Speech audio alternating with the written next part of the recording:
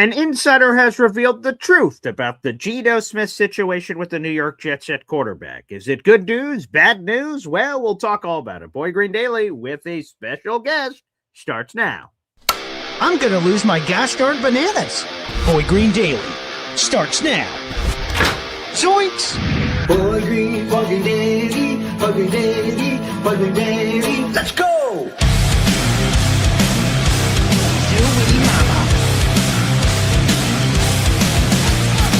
Put your seatbelts on. Get ready for the ride. We're the freaking New York Jets, so we're built for this shit.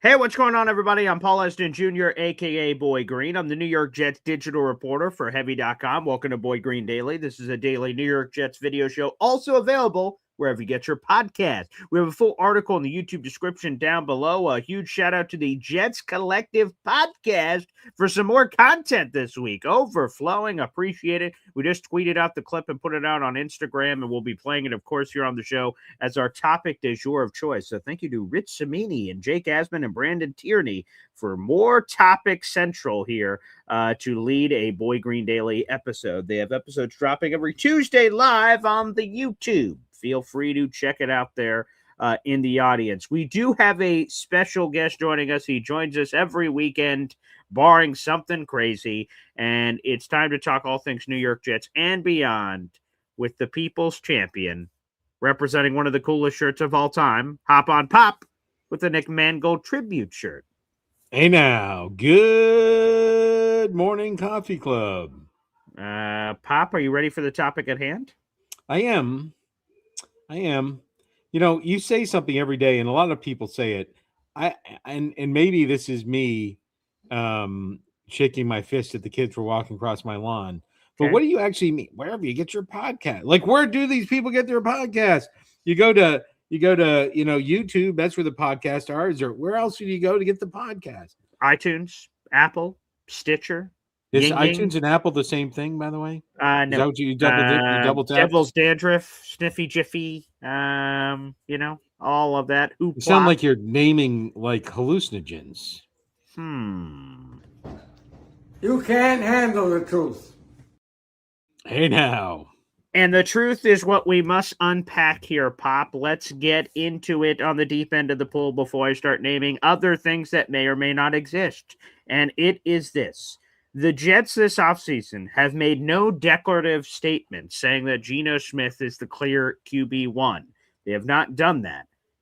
And they did do that last year. We'll get more into that later. But ESPN's Rich Samini says while they haven't said it publicly, they have said it privately. So we'll dive in with this. Is the plan just for Geno to be the guy the whole time, or did they articulate to Geno, hey, there could be another young quarterback that's coming in the pipeline? Rich, do you have some insider info on that? Geno is the guy. And, I talked to some other agents who represent other quarterbacks, and they were all told, that, represent backup quarterbacks, obviously they have to bring in a backup at some point. They were told that Geno is the guy, all these agents. Now, I'm sure Geno was told, look, there's a chance we may draft someone. So I think he's totally prepared for that. But right now, even though no one has said it publicly, they've said it to other agents. They've said it privately. Geno Smith will go into the season as their QB1. Now, I just tweeted out this clip this morning, and that's sort of how I set up these shows, is I have a topic of choice, but I want it to be fresh. So I tweet out whatever the clip is that I think is going to pick up some steam on social media and that we're going to talk about on the show. So long story short, I don't get a lot of public reaction of whatever I'm doing until I start doing it, and then I'm seeing the reaction.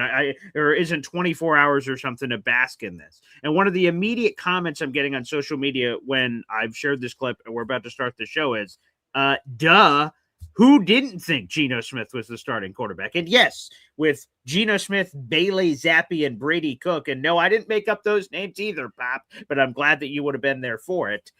Yes, obviously he is. But the real question here is if what Rich is hearing is correct, That means the Jets have been telling these backup quarterbacks, so you're backup quarterbacks, and there's no chance to compete for a job. And there's sort of a multi-layered effect here that we can sort of discuss here on the program. And that's that first one. Let's just go to that. What do you make of the Jets apparently saying that Geno Smith is clearly a QB1, which obviously would have deterred some quarterback names from signing here, because I imagine people, with all due respect to ourselves, are not rushing here to be the QB2 behind Geno Smith. I would assume other jobs in the league are more attractive, even if it's the same thing. A QB2 job with the Rams is much different than a QB2 job with the Jets.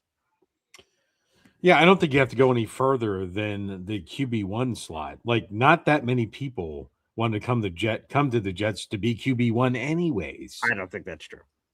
Kyler Murray, what did he say? Was he interested? Yes, Kirk Cousins. Yes, there's people that didn't want to be. But I'm saying if it's QB1 of the Jets or nothing, I think a few people would say, well, F it. And we'll get to one of those names on the list who that would have been his only choice if the Jets opened up Pandora's box in that way. Yeah, and so there's two things here. So to me, Geno Smith is clearly the number one QB1 for the Jets. He's clearly QB1. With that being said, there's very, very few people, and frankly, I don't think the Jets have one of these people on their team. And I'll give you an example, right? So you go to, we'll pick a random team. You go to the 49ers back when in their heyday with Joe Montana, right? Joe Montana was not competing for quarterback with anybody. So I would say that every team probably has one of those players like that. Like, the Green Bay Packers in 2026, Micah Parsons is not coming to practice worried about losing his starting job.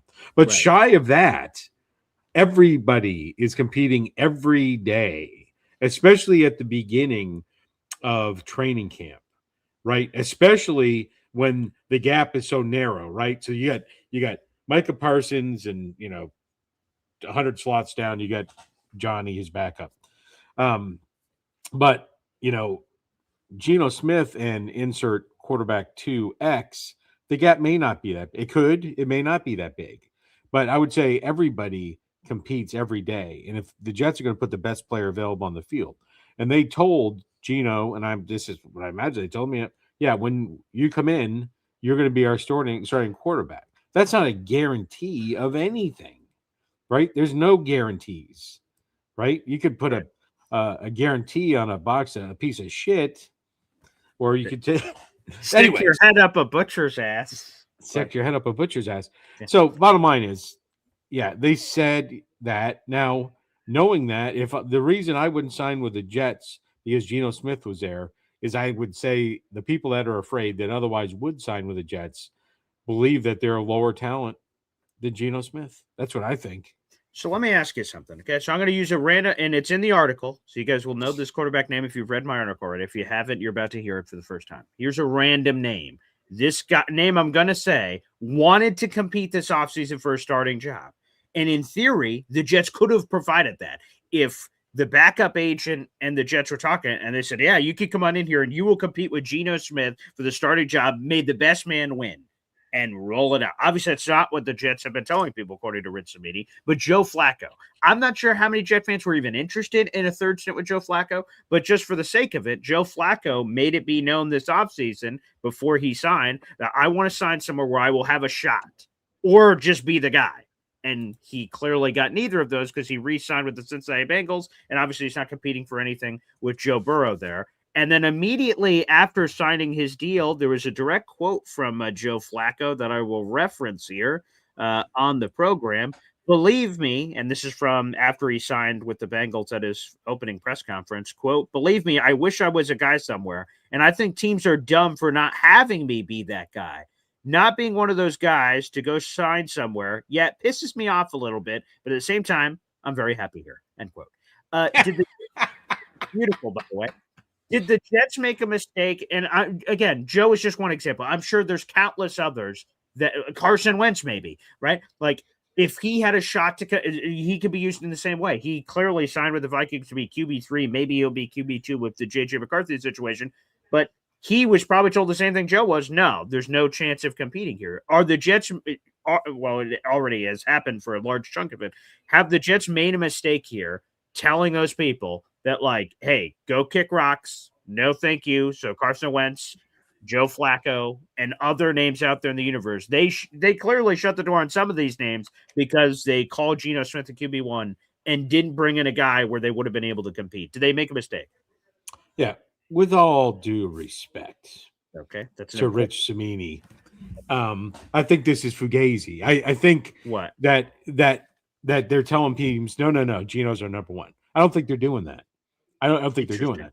I don't. Okay. I think I think that's, frankly, I think that's bullshit. Right? He's got to get paid. He's got to get some. He's got to drub up some business. Right? The combine is over. The draft, kind of in this lull because we still have 2 or 3 weeks for the draft. So he's got to make some money somehow.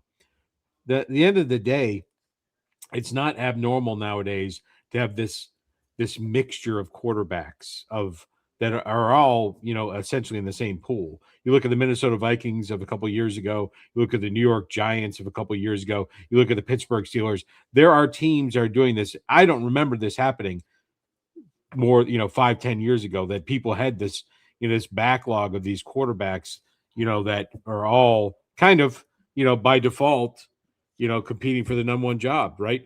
You look at Justin Fields when you had Russell Wilson as the backup in Pittsburgh, right? You think they made any guarantees there, right? And so to Russell, there are the words are on the street are when Russell was signed, he's clearly the guy. And when they traded for Justin Fields, they said, hey, just so you know, Russell's the guy. That was the reporting at the time. And then Russell pushed a sled for some reason and got hurt, and then Justin was in there. So was that really true? I don't know, but yeah. So I don't think we're turning away any quarterbacks. I think it's more of, do you want to jump into the New York Jets that, frankly, you want to hop on that train wreck because the train's already wrecked? I think that's more of the possibility, right? We are not going to be similar like to the draft, right? We're not the top selection when a backup quarterback or any quarterback is looking to sign with a team. Who do you want to go to? Well, the Jets are available. So I don't know. I think the Jets are repeating errors of the past with not filling up the quarterback room. It does not appear that they have a clear and solid plan. In my opinion, they need to be 3 to 4 deep going into training camp. And right now they're 1 deep. Right. And they lived that way when they had Aaron Rodgers and Zach is good. They lived that way that 1.5 was good. Right. And so they can't repeat that. They need a veteran. Stop effing around because you're going to get the bottom of the now. Right. You're like, well, after the draft, we'll really try to get the best of who's left. Well, I think, like, for instance, but this name doesn't want us, and it wouldn't make any sense anymore. But, like, Kirk Cousins is still out there, but I'm sure he's waiting out this Pittsburgh situation. Is Aaron Rodgers coming back? If he's not, woohoo! The Arizona thing with Jacoby Brissett and Gardner Minshew. Does he say, well, there's a starting job or something? I don't know what's going to happen. But to play devil's advocate, when the information I had, and then Rich Cimini said what he said, I'm like, that makes sense. Why would Joe Flacco just sign to be the clear QB2 to Joe Burrow and then say, man, I really wanted to play? Like, if you're saying what Rich is saying is BS, then why wouldn't have Joe signed here? That doesn't make any sense. Outside of, again, not every job is open to everyone. They talked about on the Jets Collective that there's some beef between Joe Flacco and the Jets and ownership. So maybe the job wasn't even offered. But if Joe's complaining that I couldn't find a single spot in the league to even compete for a job, but you say, of course, everything's open, then why couldn't he have signed here? Or Carson Wentz, like that one, to me, if you want to put the extra Joe Flacco BS aside where there's extracurricular activity, apparently, it's not just a straight decision. What about Carson Wentz? He had a relationship with Frank Reich. And he chose, at least at this point, to be the QB3 in Minnesota versus you say that it would have been open to compete for the QB1 job. That doesn't make any sense. Why would Carson Wentz do that?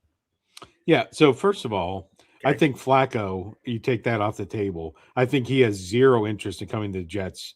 Unless they came forward and like, you will 100% be the starter, then maybe he would have come.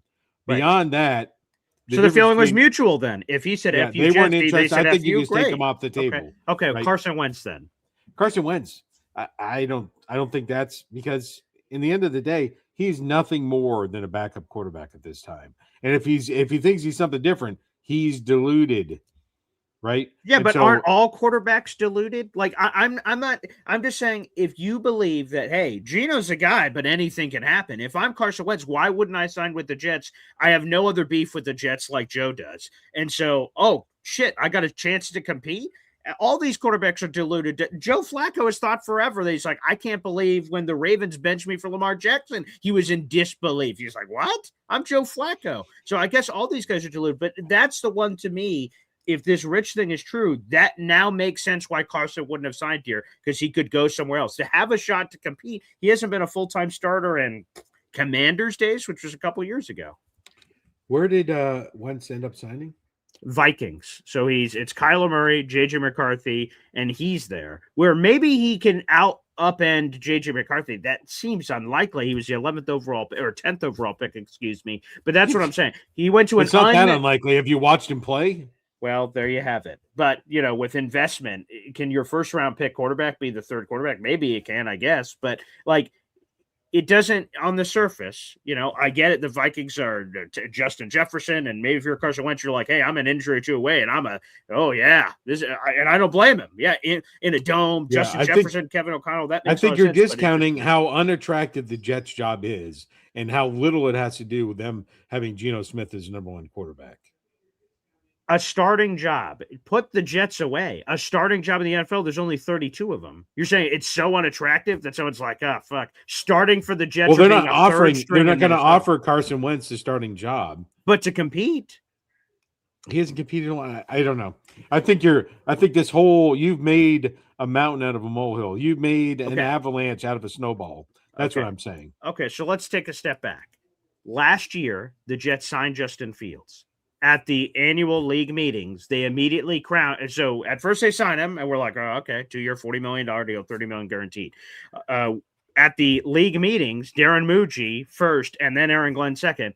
Oh, Justin Fields is clearly the guy. Doesn't have to compete. He's the starting job. We picked him. We identified him. He's the guy, and we all see what happened. A lot of people, including your other son, James Woody, was pissed. He hated that the Jets just handed him the job and said he should have to compete like everybody else. And Woody wasn't the only one. There's a lot of people upset. To me, I said, pass the biscuits. He got $40 million. Of course he's going to start. And who's his competition? Tyrod Taylor? Come on, get real. Justin clearly would have beat him out. So I didn't really care last year when they handed it to Justin. I thought the money clearly handed him the job. But whatever. Now we saw how everything played out. Now we fast forward a year.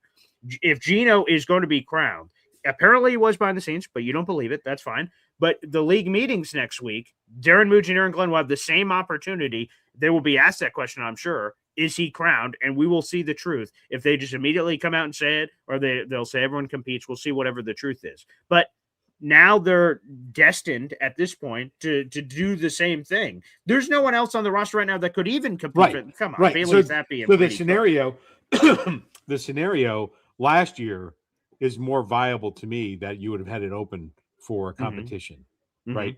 And last year you almost had to announce that he was your guy because frankly Tyrod Taylor had better career statistics and winning percentage than Justin Fields. Well, wouldn't that be confusing then to say, wow, this guy clearly has this better stuff? No, we brought in Justin Fields, who, by the way, should have been happy just to even have a job last year, right? That you didn't have to say anything. Now you don't have to say it the other way because there's nobody else. They don't have to make an announcement. He's their number one quarterback because you're like, who else is there?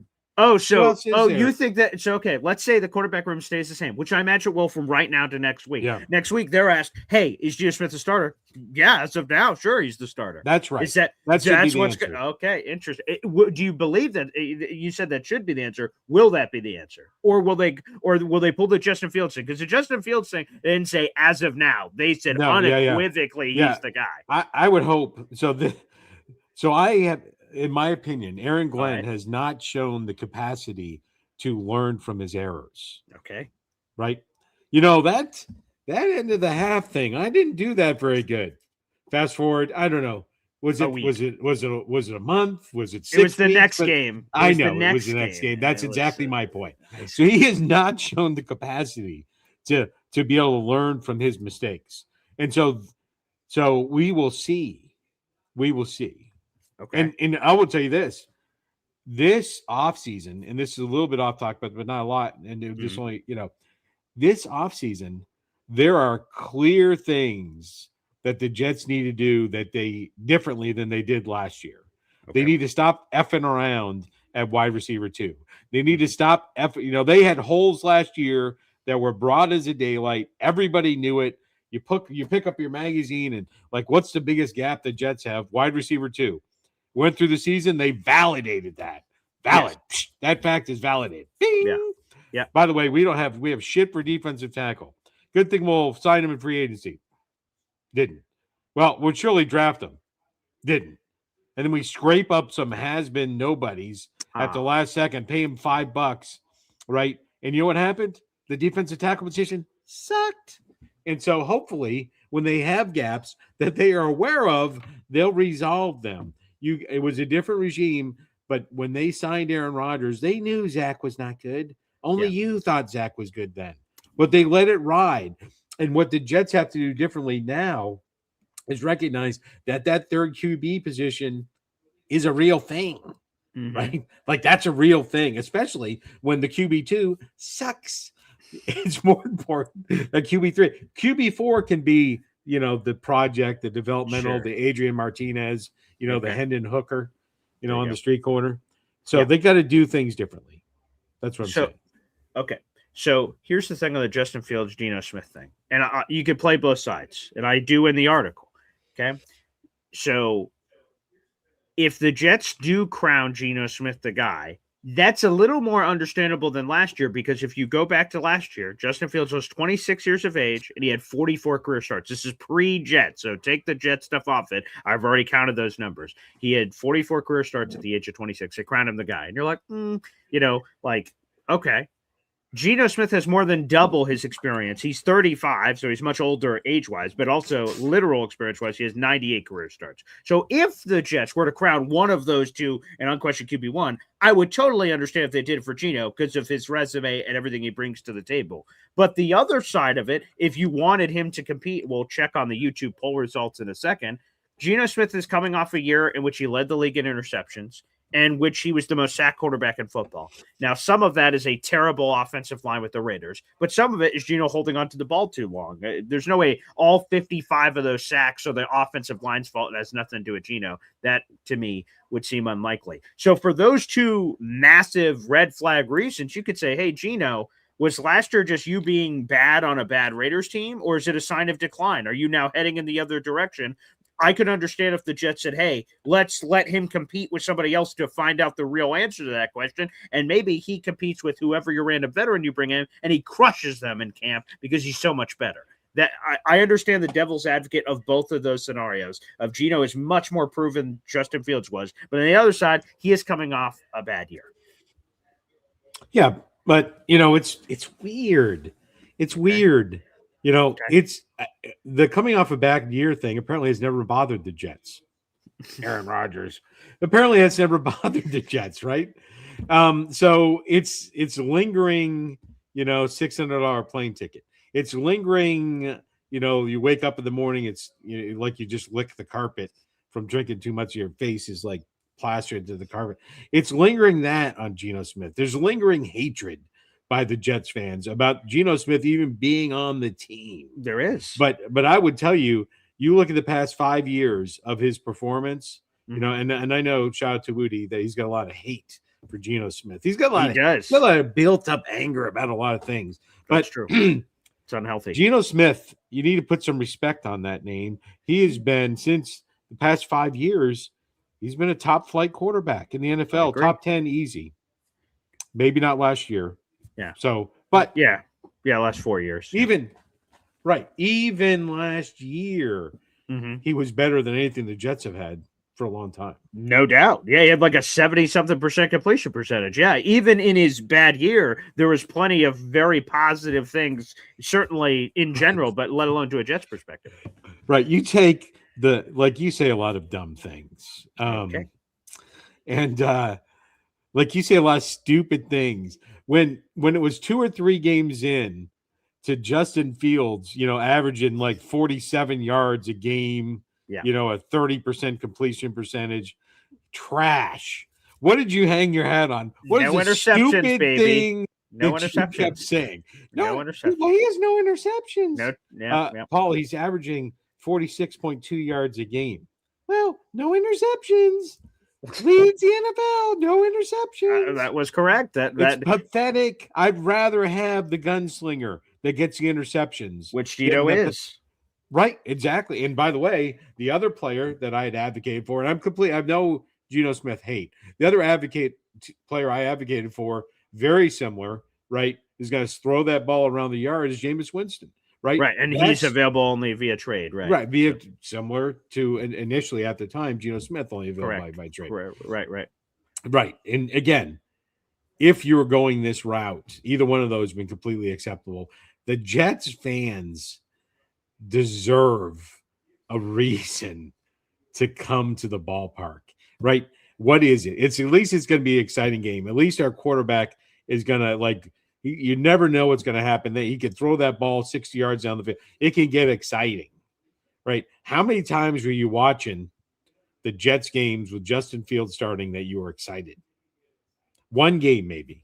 Yeah, ahead of because the mystery box, right? So before week 1, you don't know what could happen, and then week 1, so it was probably whatever that your off season before week 1 immediately. Week 1 happens, and leading into week 2, that was the peak.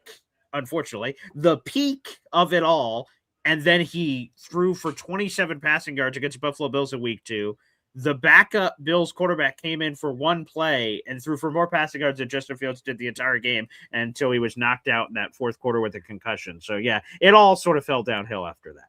Yeah, and I would say this, and what's that guy that you have a picture where you have that ginormous bag? What's that snapperhead's name that's not the coach anymore, the offensive coordinator from the Jets training camp? What was the name of that coach? Oh, yes, Tanner Engstrand, yes. Right. So, yeah, do I still have I'm gonna say something that people don't like what I say most of the time anyway. But I would say Tyler Engstrand, Justin Fields, Tanner, there'll be Neil Senior here. Okay, there he is. Nobody cares what it is. Yeah. Here's the thing. Okay. Justin Fields was nowhere near as bad. He is nowhere near as bad. It's that guy, not the guy holding the big green bag. The other guy's fault that Justin was as bad as he was last year. That's my opinion. They didn't play to his strengths, and it was and he's not that good anyways. But he's not as bad as they portrayed because that moron, right? And the play calls he had for him. And I said this before. Just to make this clear, which one are you calling a moron? Because there's Tanner Engstrand, there's Boyd Green, and then if you see slightly behind me, that individual is Alan Lazard. The three amigo morons right there in that field. There you go. Have it. All right. There you go. The three amigos. Okay. Moron. But right. The play calling last year, regardless of who the quarterback was abhorrent. Yeah. Abhorrent. Yeah. Right. Shout out to Lou B, by the way. Lou B took this picture. He's taking credit for it in the comments, and rightfully so. He did take this picture and introduced me to Tanner Engstrand. Very nice. Yeah, yes. Well, there you go. Now you can remember that. When you're in the old age home, this could be one of the stories for the Boy Green triple, quadruple, espresso delete club. The one time you took a picture with the worst offensive coordinator in the history of football. If you say that, and I'm like, ooh, the Jets offensive coordinator from the past. You're like, which one? Oh, it wasn't this guy. It wasn't John Morton. Was it this guy? I could probably go through a long list. And then, Tanner Engstrand too. So, he would. He'd be by the way, how do you feel? There's one person that's super happy that he was offensive coordinator of the Jets last year. You know who that was? No, who was that? The person that used to be the worst offensive coordinator in the history of football was replaced. Nice. Replaced, right? Hackett, right? Hackett was happy. Oh, Hackett. Yeah, Hackett was awful. Yeah, that's true. But he was happy. He goes, that Breeze guy might be able to catch the ball. Anyways, I digress. Hey, two things here. First off, a membership's being gifted. Pretty sweet. T-Town Jet, thank you very much. Gifting a YouTube membership here on the channel. Let's friggin' go. Yeah. You have that membership in front of you? Yeah, and I've read this name before. Tony Alexo 5823. Yeah, shout out to Tony Alexio. That's terrific. All right, Tony, great to have you back, pal, on the show. Very nice. And here's a legitimate question. This is actually a good question. Not that I think these questions from Yo Holmes normally aren't good, which could be perceived that way and how I just delivered that. But he says, seriously, am I wrong? When was the last Jets quarterback competition? Because he was bringing it up earlier, like, oh, great, another Jets quarterback competition that doesn't exist. But you start going through, so we had Justin Fields last year, so that's 2025. That didn't happen. The previous 2 years were Aaron Rodgers, so that didn't happen. So that takes us back to 2022. And now we're in Zach Wilson territory. And take that entire era, Zach Wilson did not really compete for the starting job. I go to Sam Darnold in 2018. He was with McCown. I don't think he competed for the job. So I guess now we're going back to 2017, Josh McCown. Oh my goodness, 2016, 2015. Like, because Geno didn't compete with Fitzpatrick. Geno only didn't get the job because of the jaw. Oh boy. I guess Geno Smith, Mark Sanchez way back in the day, but even then I don't even know if that was categorized as a true competition. But maybe that probably would be the last one, Geno Smith, Mark Sanchez, in that like 2013 era. I guess it would have been. But man, yeah, it's been, well, to the point of Yo Holmes, it's been a long time. That's where I would assume, if I had to think back to that time, because Fitzpatrick in 2015, 2016, Geno got hurt, so he was the starter for those 2 seasons. Josh McCown came in 2017. He definitely didn't compete. Who would he have competed against? Bryce Petty or something? So that didn't happen. Yeah, so I guess there you go. There's my Jets quarterback catalog history in my brain. There you have it. I think you go all the way back, and I don't know for sure, but I think you go back to Chad Pennington, Vinny Testaverde in 2002, 2003 timeframe. The only other one, I guess, to sprinkle in, and you could go back that far, is it 2009 Mark Sanchez, Kellen Clemens, but was the 5th overall pick the shoe-in, or did they legitimately have a competition? Now I'm dating myself. I'm not sure if they had legitimate competition or not. Chad was the 18th overall pick of the 2000 draft, and they definitely let him marinate before he got shoved out there. So yeah, but again, this entire conversation just goes to the point of what Yo Holmes is talking about, that it's been a long time since we've had a true straight up, like, let 2 guys go into training camp, made the best man win. It has been a long time. Someone that could maybe enter that conversation is our Tank for Tie representative here on the chat. Tank for Tie has just gifted a Boy Green YouTube membership here. Tank for Tie, that is your 3rd raffle ticket so far this month. Pop, who'd this membership go to? Alicia Peroni. Okay, beautiful. Tank for Tie, welcome to the chat. Perhaps if the Jets draft Tank for Tie, that starts a legitimate competition between Ty and Geno. Yeah, I do have a recommendation for Tank for Tie. Okay. And it that sounds like it's the wrong tense of the first word.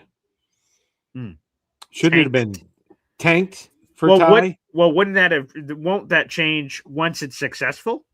Because no, it would still be they tanked for tie. Yeah, I guess so.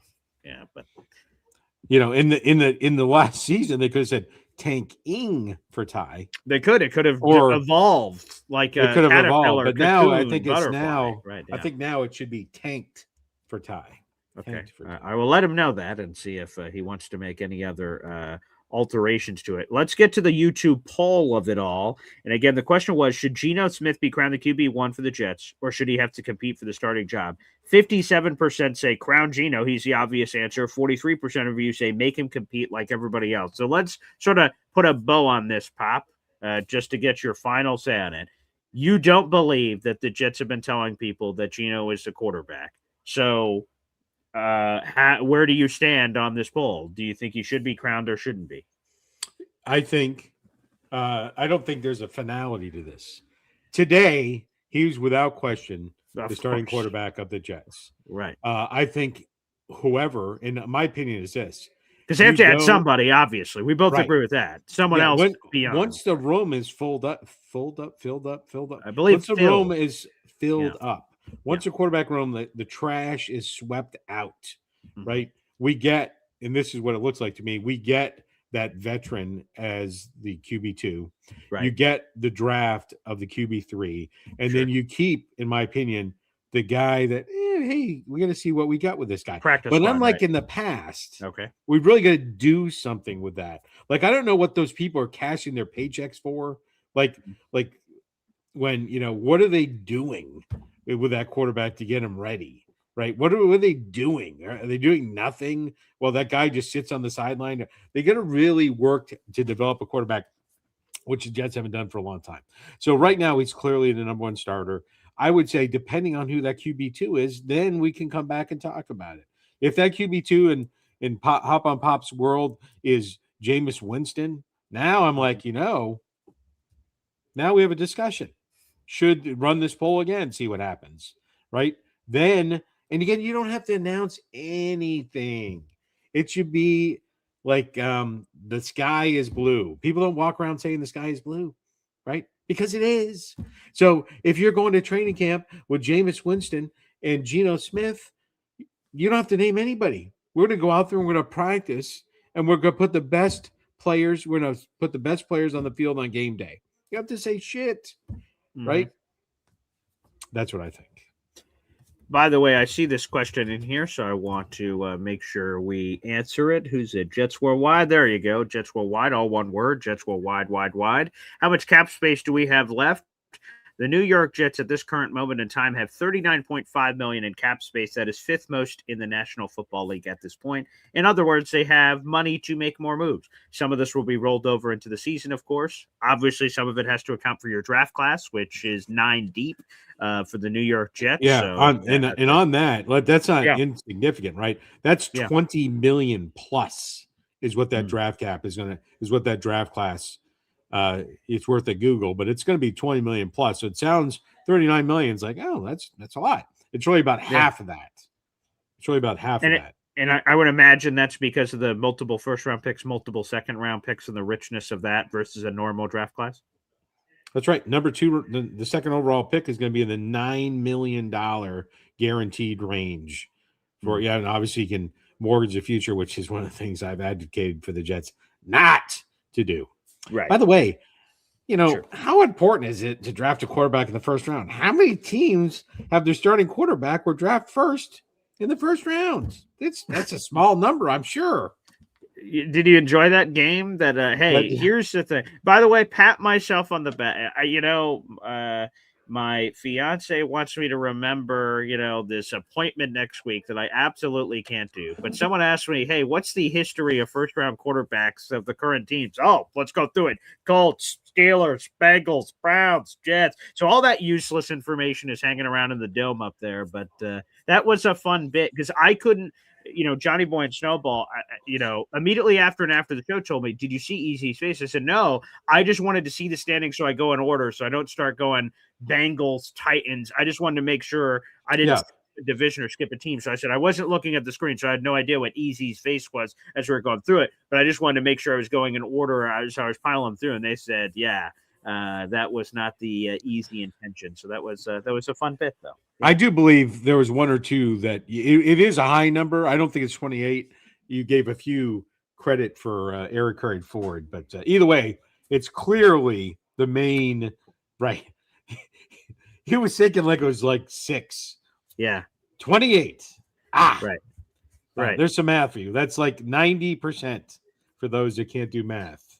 Yeah. The one that I was even like, I'm going back in my head on some of them. I said, I'll throw it in there. Like, even now I feel a little more confident based on just hearing more interviews about like, for instance, the Browns is not a team that I'm covering every day. So I don't know, but from all accounts, apparently Cleveland intends to start Deshaun Watson. So that one will count. Yeah, that was I probably the one I was at. like that's one where I sort of counted it, but I'm like, I guess, but I don't know. And then I've heard from Cleveland people, oh yeah, we're paying him $1 gajillion. Why wouldn't he start? I'm like, oh, okay. So that like that's one I was on the fence about, but I counted. But apparently that counts a lot stronger than I would have thought. So yeah, but it is a crazy number. It just to me, I think the message is simple. Like if you want to, sometimes there's your team, Dak Prescott. Sometimes there's a Kirk Cousins. There's a handful of examples, Tony Romo of undrafted. There's a handful of examples throughout history of finding Tom Brady, of unique ways of Joe Montana, of finding Russell Wilson. That and they're just popping up in my head like popcorn. That and there's a few of them, but for the most part, it goes to show you if you want to hit, you need to invest premium assets. Now, there's a lot of graveyard bodies you're stepping over trying to attain this. But to attain it, that is a necessary evil. That's part of the move. That's the opportunity cost here of like, hey man, like it's not going to be 1,000 batting average here, but that's the path to find that franchise quarterback is organically, and it's not always organically, right? Like Jared Goff, he did get to the Super Bowl with the Rams, but then traded to the Lions, and now he is the Lions, even though they didn't take that first round pick. So, sometimes he's for Baker Mayfield, where they're bouncing around as first round picks, but still the initial investment of first round pick entry point into the league seems to be, the most clear and obvious way to try to solve your quarterback problems. Yeah. Every time I hear Jared Goff's name, yeah, I want my 5 hours of my life back from watching the worst Super Bowl in the history of the NFL. Oh, I thought you were going to make a joke about his Hard Knocks thing and not knowing about East and West, sunrise, sunset. I thought you were going to make a stupid reference about that. But yes, that was dumb. Yeah, that Super Bowl, right? That was disgusting. And then the Patriots won it at the end, which made it much worse. So yeah, that was a toughie. That was a toughie. Yeah, yeah, and I will say this. Yes, the Patriots. They've won a shitload of Super Bowls. 6, but, yeah. Yeah, disgusting. But you look at them, and then you start counting, you start thinking about it. Some of that, they've had a horseshoe or a 6 horseshoes shoved up their ass. The Carolina Panther one, they shouldn't have won. The Seattle Seahawks won, they shouldn't have won. The Rams won, they shouldn't have won. Which one? They had 2 Rams ones. Yeah, right. Well, greatest show on turf. And most recent. I was going with the most recent. Oh, okay. I thought you would have said on turf because of all the kicking field goals. Because if that kick misses, greatest show on turf, Kurt Warner's got another ring. So it wasn't as clear as that, but that is one that's on my list. Right. So there's like 4 of the 6. And you're like, Now here's this. I hate the Patriots. But could you make the argument the other way? The 2 Giants crazy, David Tyree, Mario Manningham, the Nick Foles Eagles. Like, I mean, they've had some unbelievable ones on the other side too that you're like, oh my, like if you're the Patriots, you're like, what are the chances that they've had on the other side too, I suppose. Yeah, no. Yeah, screw them. Okay. Again, and let's also go to the one. If Donovan McNabb could have kept his lunch down. Oh, yeah, that one. Oh, my God. T.O. comes back. I got T.O.'s book somewhere on this bookshelf behind me about, your boy Roy Williams introducing the rest of the world to the horse collar tackle. His leg snaps, and he has to sleep. He did some Rocky montage, oxygen barrack chamber to come back when no one thought he could come back, and he was the best player on that field that day. Back in that, what was that, the 2003 Super Bowl or 2004 year? I always, because we do the double dip of 68, 69. So whatever that is for that season there. But yes, that was another one. That's true. Yeah. Don McNabb barfing his guts out. Yeah. Oh God. So many Patriots Super Bowls. It's disgusting. So anywho, by the way, you may want to tackle that Desmond Howard guy. That was a good one. Yeah, Brett Favre, sure. I forgot. Or 85 year 86 Super Bowl. That was the Bears best beating the shit out of the ever. Patriots. That was phenomenal. What, 45-6? It was a lot too little. Yes. Yeah, that one very nice. I'm so happy that my future father-in-law was at that game. That makes me feel great joy. So screw the Patriots. Glad he was there to see that. That is phenomenal. So ultimately, I do think that this QB2 thing sort of gets figured out after the draft, but I think it's one of those game of musical chairs where music plays and then the Jets get like Tyrod Taylor. Like Tyrod apparently wants to come back. He loves the Jets, and he had this cool quote earlier this offseason about he wants to be here for another turnaround, and he was referencing the Buffalo Bills drought that he was a part of that ended the long 17-year playoff drought. So he said he'd love to make history again. So it sounds like that's their fallback plan, I assume. If everyone does this, and Geno Smith and apparently Tyrod are friends, and they've worked out together for like the last decade or something. So there's all this connective tissue that if they can't find someone, that's perhaps the spot. And we haven't talked about this with you, Pop, but I'll throw it to you here before we go to anything else. Apparently, so Tyrod's a fallback plan. Fine. There's all this connective tissue for him. The other quarterback that's been mentioned and connected, the Jets apparently have done homework on him, is one Cooper Rush, who was in Dallas forever. He signed a 2-year deal with Baltimore. He was terrible, quite frankly, in Baltimore this past year. Just got cut this offseason. Apparently, the Jets are doing serious homework on him. So can you give us any sort of scouting report on old Cooper? Because he had a lot of success with the Cowboys. I think he had a 9-5 record as a starting quarterback during his opportunities in Dallas, and the numbers are very nice, too. Anything on Cooper Rush? Apparently, it's a quarterback they're investigating. Yeah, I would have to say... So I'm of the mindset that, like the Baltimore Ravens, did not give Cooper Rush the opportunity to succeed, right? I believe that because, you don't go from being a solid quarterback, right? There's a season that Dak went out and Cooper Rush came in, won 4 out of 5 games. Right. And the one he lost was the first one, right? Where you go from being Johnny Clipboard to, playing, I think it was the Philadelphia Eagles, who at the time were undefeated. I think I have that right. And then he ended up playing him again and beat them. But so they didn't, really play to what he's capable of doing, right? He's a set of skills, not that unique, but he has a set of skills that he could do. And so he is the perfect right backup quarterback. He comes prepared. He can throw the ball crisply. He makes sound decisions. And so that is somebody, and he is historically, and again, it's odd to say because he has been a legacy backup quarterback, but he has not historically had any issues with injury. He's not fragile. Right. So he would be a solid option. And the beautiful part, he's a beautiful piece for the Jets because last year did happen. Like you can't that didn't happen. Right. That didn't happen. Well, at least he didn't throw interceptions. No. So I think you could get him on the cheap. Yeah. I think you could get him on the cheap is what I'm saying. So that would be a viable backup. And again, he's a guy that's going to come in and he's not going to rock the boat. How many times you heard crap from Cooper Rush?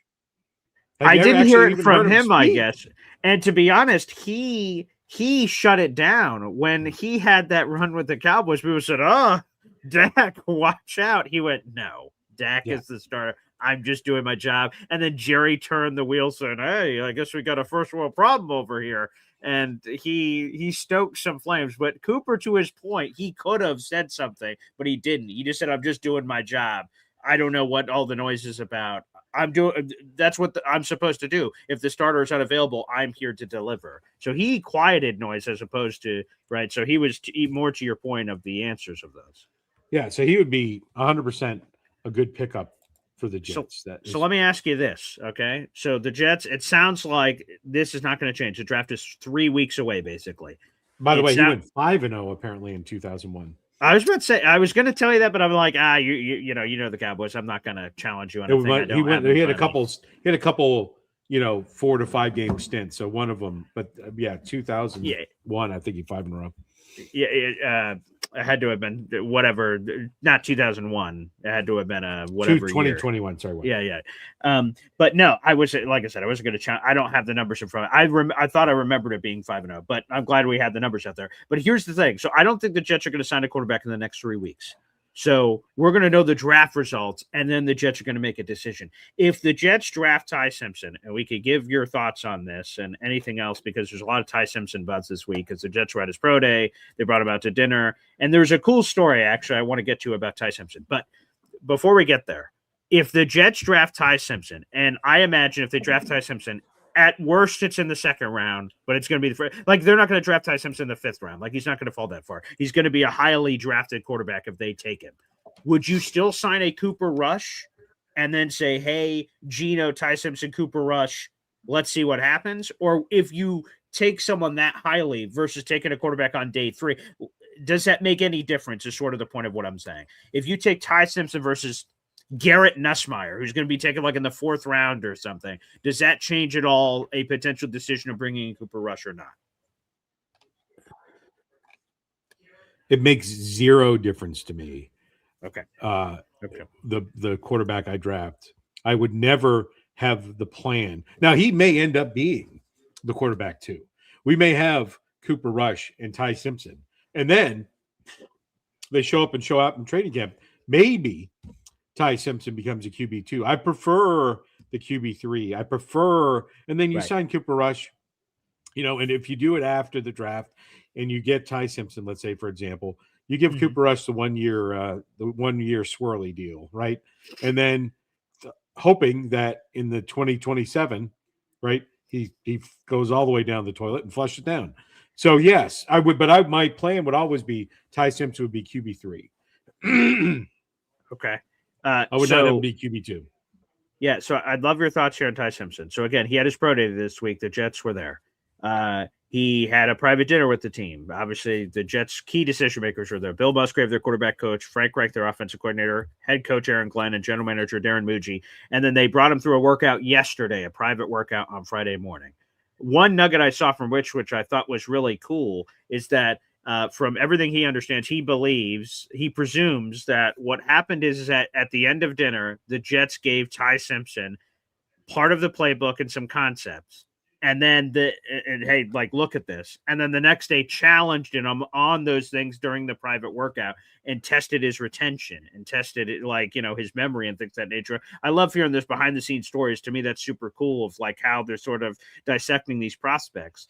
Over the last week, Pop, the Jets have done private workouts with 3 quarterbacks that we know of. Drew Aller, they brought him and a bunch of his Penn State teammates, and me and you got a very good look at Drew Aller during that Notre Dame Penn State college football playoff game. Not the best showing for one Drew Aller, but that's neither here nor there. They had a private workout with him in their team facilities, which I assume also probably included some sort of a dinner, but we didn't get the information on that. They did go out to dinner with Carson Beck before his pro day, did the pro day, and then a private workout. That was the beginning part of this week, and they just did all that with Ty Simpson. Do you have any thoughts on any of those guys? Because actually Notre Dame played 2 of those 3. Actually, did they play 3 of them? No, they didn't play Alabama. They played 2 of those 3. And then just any thoughts on any of those quarterbacks? What do you make of the Jets doing all this homework on some of these top-level guys here? Yeah, so I'm not a scouting expert or an expert, but I did say the Holiday Inn Express last night. It would really... How much are the Jets enamored with Ty Simpson versus how much they're enamored with what's going to be available in 2027? Yes. And that's really the key. And so there's, Ty Simpson, my only gripe, and tank for Ty, I just, love you a long time, but I would say the comparison that I have seen for Ty Simpson makes me immediately turn the page, if you will. Bob Seger, turn the page. Do you know who he's most frequently compared to? No, I don't actually. We actually just mentioned his name, Jared Goff. So, is he too? Wow. Okay. Yeah, and so that doesn't rev the engine for me, right? Jared Goff is one of the few quarterbacks I think has gotten significantly better over time, and by location change, my opinion of watching him play. So I like, it's the analysis, the breakdown. How big a gap do they feel there is between Drew Allard and Ty Simpson? How much, did Drew Allard hurt himself as before deciding not to enter the draft? Comebacks, gets hurt, and, now he's on the back burner. So is he the diamond in the rough, if you will, so to speak, Drew Allard? So he intrigues me. unlike, he's not going to fill out the 28 out of 32 first round quarterbacks, obviously, but you could get him, you could probably get him in the fourth round. Maybe you could get Drew out in the fourth round. And then, and it's a fourth round pick. Is that going to hurt? No. Do you like Ty Simpson enough that you are going to, and you're so confident that you're willing to sell one of the big four picks we have? That's what I'm asking. Are you so confident with all the holes the Jets have to fill? Am I spending? I got $400 bills in my pocket and a bunch of singles, right? Am I so sold on him that I've got to spend one of those $100 bills? Or am I like, I don't know. Well, you could spend that $400 easily on filling all the holes the Jets have. And is Ty Simpson? That's the question that I don't know. You look at his stats, all these other blah, beep, boop, bop. You got to be confident that he's the guy to use one of those four picks with where the Jets are now. You don't waste one of those big four, wash out, and then you're wasting another one next year. That's what I'm saying. Yeah, I've said this several times, and you can feel free to agree or disagree with this note of choice. There is conflicting reports. So I don't know what the truth. I'm not a quarterback expert. I certainly, based on watching, I'm not a quarterback expert either. So I don't have any expertise evaluating the position, and I certainly haven't seen what it's supposed to look like being a Jets fan. So I'm in a double negative there on that sort of evaluation process. But if the Jets draft Ty Simpson, the conflicting reports I hear is some people say he's ready to go. He's been sitting around forever. He's 23, turns 24 as a rookie. Like, he's ready to play. So, but others say, nah, he needs time. He needs to marinate. He's not ready yet. If you're the Jets and you draft Ty Simpson, again, in my opinion, there's no way he's going to be available like in the third round. If you're taking Ty Simpson, right, it's somewhere in those first 44 and likely in those top 33. I'd be shell-shocked if he's sitting there at 44 and then they take him. Maybe that's a different scenario. But I think you have to take him with one of those top 33 picks. And if that's true, what's the truth? Can he play immediately or can he not? Because I don't believe that you can use one of those top 33 picks on Ty Simpson, and then he sits on the bench the entire year and Geno's great. Let's say this year. And then you go into the 2027 NFL draft and you can make a decision, good or bad, because you haven't seen Ty Simpson. I don't give a shit what you see in practice. You won't fully know. Someone can look like the shittiest player of all time in practice and look great in the game, or vice versa. You will not know without a shadow of a doubt. And then what the hell do you do? If you're the Jets and you have a top 5 pick, do you just draft that guy and say, him and Ty will compete and we'll figure it out? That seems like a weird allocation of resources if that's true. And then if you think Ty Simpson's guy and you pass on a quarterback and then Ty Simpson isn't the guy, oh my God, you've just completely fumbled the bag of this opportunity. So if you draft Ty Simpson with one of those top 33 picks, I need to see him at some point, and quite frankly, more than a game. I need a significant chunk of seeing Ty Simpson at some point here in 2026 to determine, oh, thank God he's the guy, or oh, thank God he's not the guy. Now I can go get the guy. That's the part that gives me the fear if the Jets pull that trigger. Yeah, and so a couple things here. And I'll start with this. So there are plenty of first-round quarterback draft busts. Sure. The famous Jamarcus Russell, purple drink, purple lean, as the kids used to say. The Ryan Leaf. I could go on. I digress, but I say that to say this. Your vision, if the Raiders, fell down and they're on the way to the podium with their envelope and they fall. Oh, the time has expired, and now the Jets have the number one pick, terrific. Right? Because they pulled the Minnesota Vikings. Only we fast forwarded to 2026. Deep cut. You get Fernando, right? But your plan would be, what I'm saying is the same thing could happen with Fernando, because we have discussed before, in your mindset is he shouldn't see the field in 2026. Probably. Again, I'm not a quarterback expert. I don't know. But your measuring stick for Ty is different, right? Sure. by what you just said. Right. Yeah, because we could find out Fernando sucks when we need him to, if we let him sit. So it's a balance. But I would tell you this: the biggest problem with the Jets is they don't learn historically.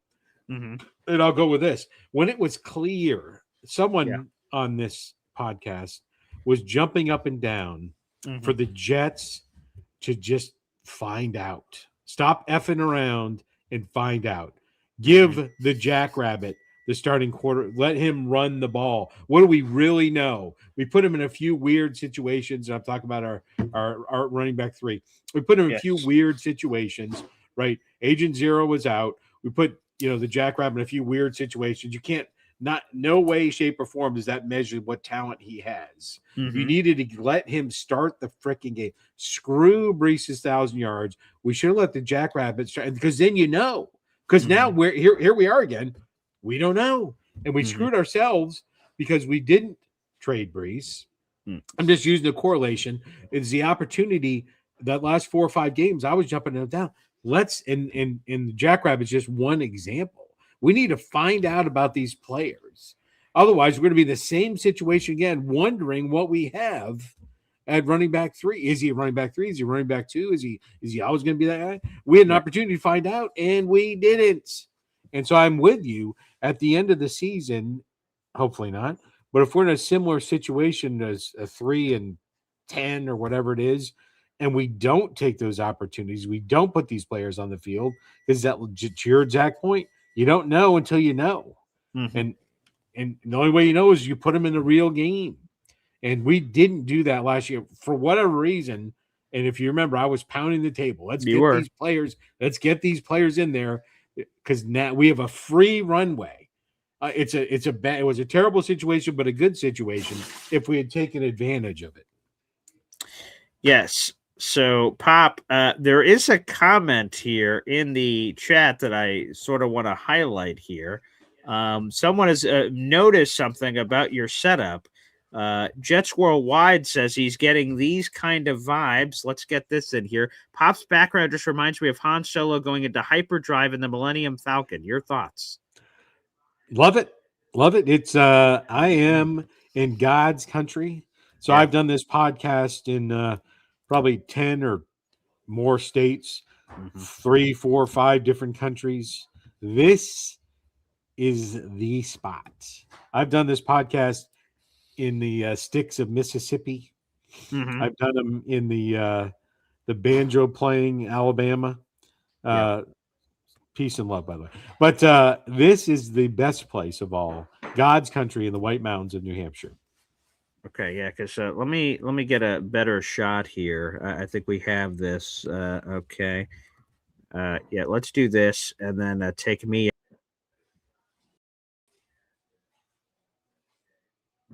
Yeah, there it is.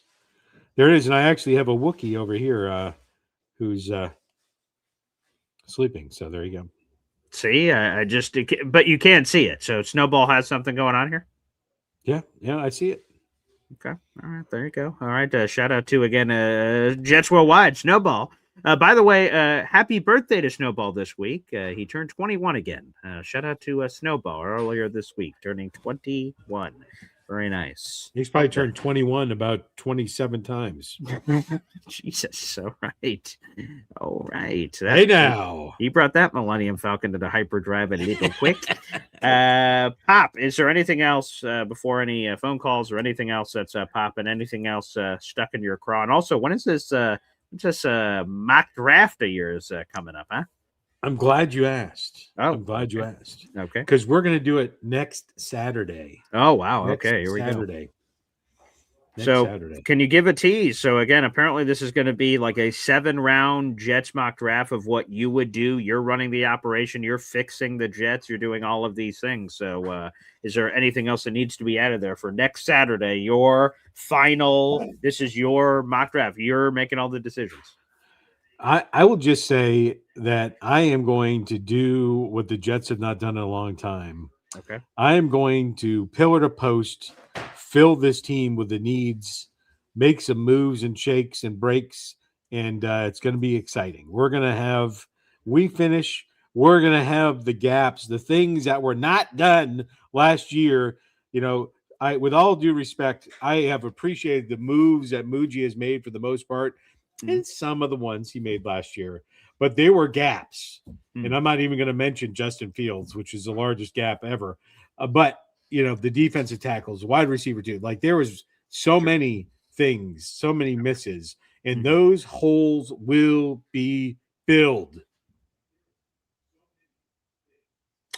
I will leave that one right. I'll leave the ball where it lies, as one word to Play say. where it lies. Play where it lies. There you go. By the way, tonight is our Espresso Club meeting, everybody. It is our third meeting that we've ever had. Again, if you're watching on YouTube here, okay, there's a big join button, and you can join one of our 2 YouTube membership levels, the Coffee Club or the Espresso Club. Hit that join button. I highly recommend you join the Espresso Club. What is that? Well, for $5.99 a month, we have a special live show at the end of every month, and this month's version is later tonight. It's scheduled for 9 p.m., but again, it's up to the baseball gods. I just started my baseball job yesterday. Thank you to all the love for people that sent that out. They saw my YouTube short from the radio station yesterday doing some Jet stuff after the game, so great. It was awesome to be back in the radio booth. I haven't been there in months, so that was pretty cool. So after I complete, I'll be doing a baseball game later this afternoon for the Syracuse Mets. Once that's, completes its course, I'll hop in the car, drive about an hour back, and then we'll jump on for the Espresso Club. So it's penciled in for 9 p.m., everybody, but just click into the video, hit notify me when goes live, and you will get a notification when we hit it. I'll try to make it as close to tonight as possible. Maybe it'll be earlier. Maybe it'll be later. You guys can tune in for that. Pop is a member of this Espresso Club. We have about 32 members right now, which I'm very pleased with. I'll get into my Elijah Vera Tucker conversation that I had. I wrote an article about AVT, and he reached out and let me know how he really feels. We'll get into that. I'll feel more comfortable talking about those details behind a paywall. And some people want to do mock drafts. That's cool. Whatever you guys want. You guys will have an ability to call into the show and also get involved in the comment section. So our Espresso Club meeting is tonight. And the other perk is if you join the Espresso Club and you remain an Espresso Club member, you get 5 raffle tickets to every contest we're going to keep doing moving forward. So 5 raffle tickets is $15 value. The Espresso Club is only $6 a month. So you get your value just in that of joining to get the raffle tickets every month. Plus, of course, all the perks of being a Coffee Club member and Espresso Club member. If you're an Espresso Club member, you get all the perks of the Coffee Club level and the Espresso Club level. So make sure you guys take advantage. So 9 p.m. tonight. 9 p.m. 9 p.m.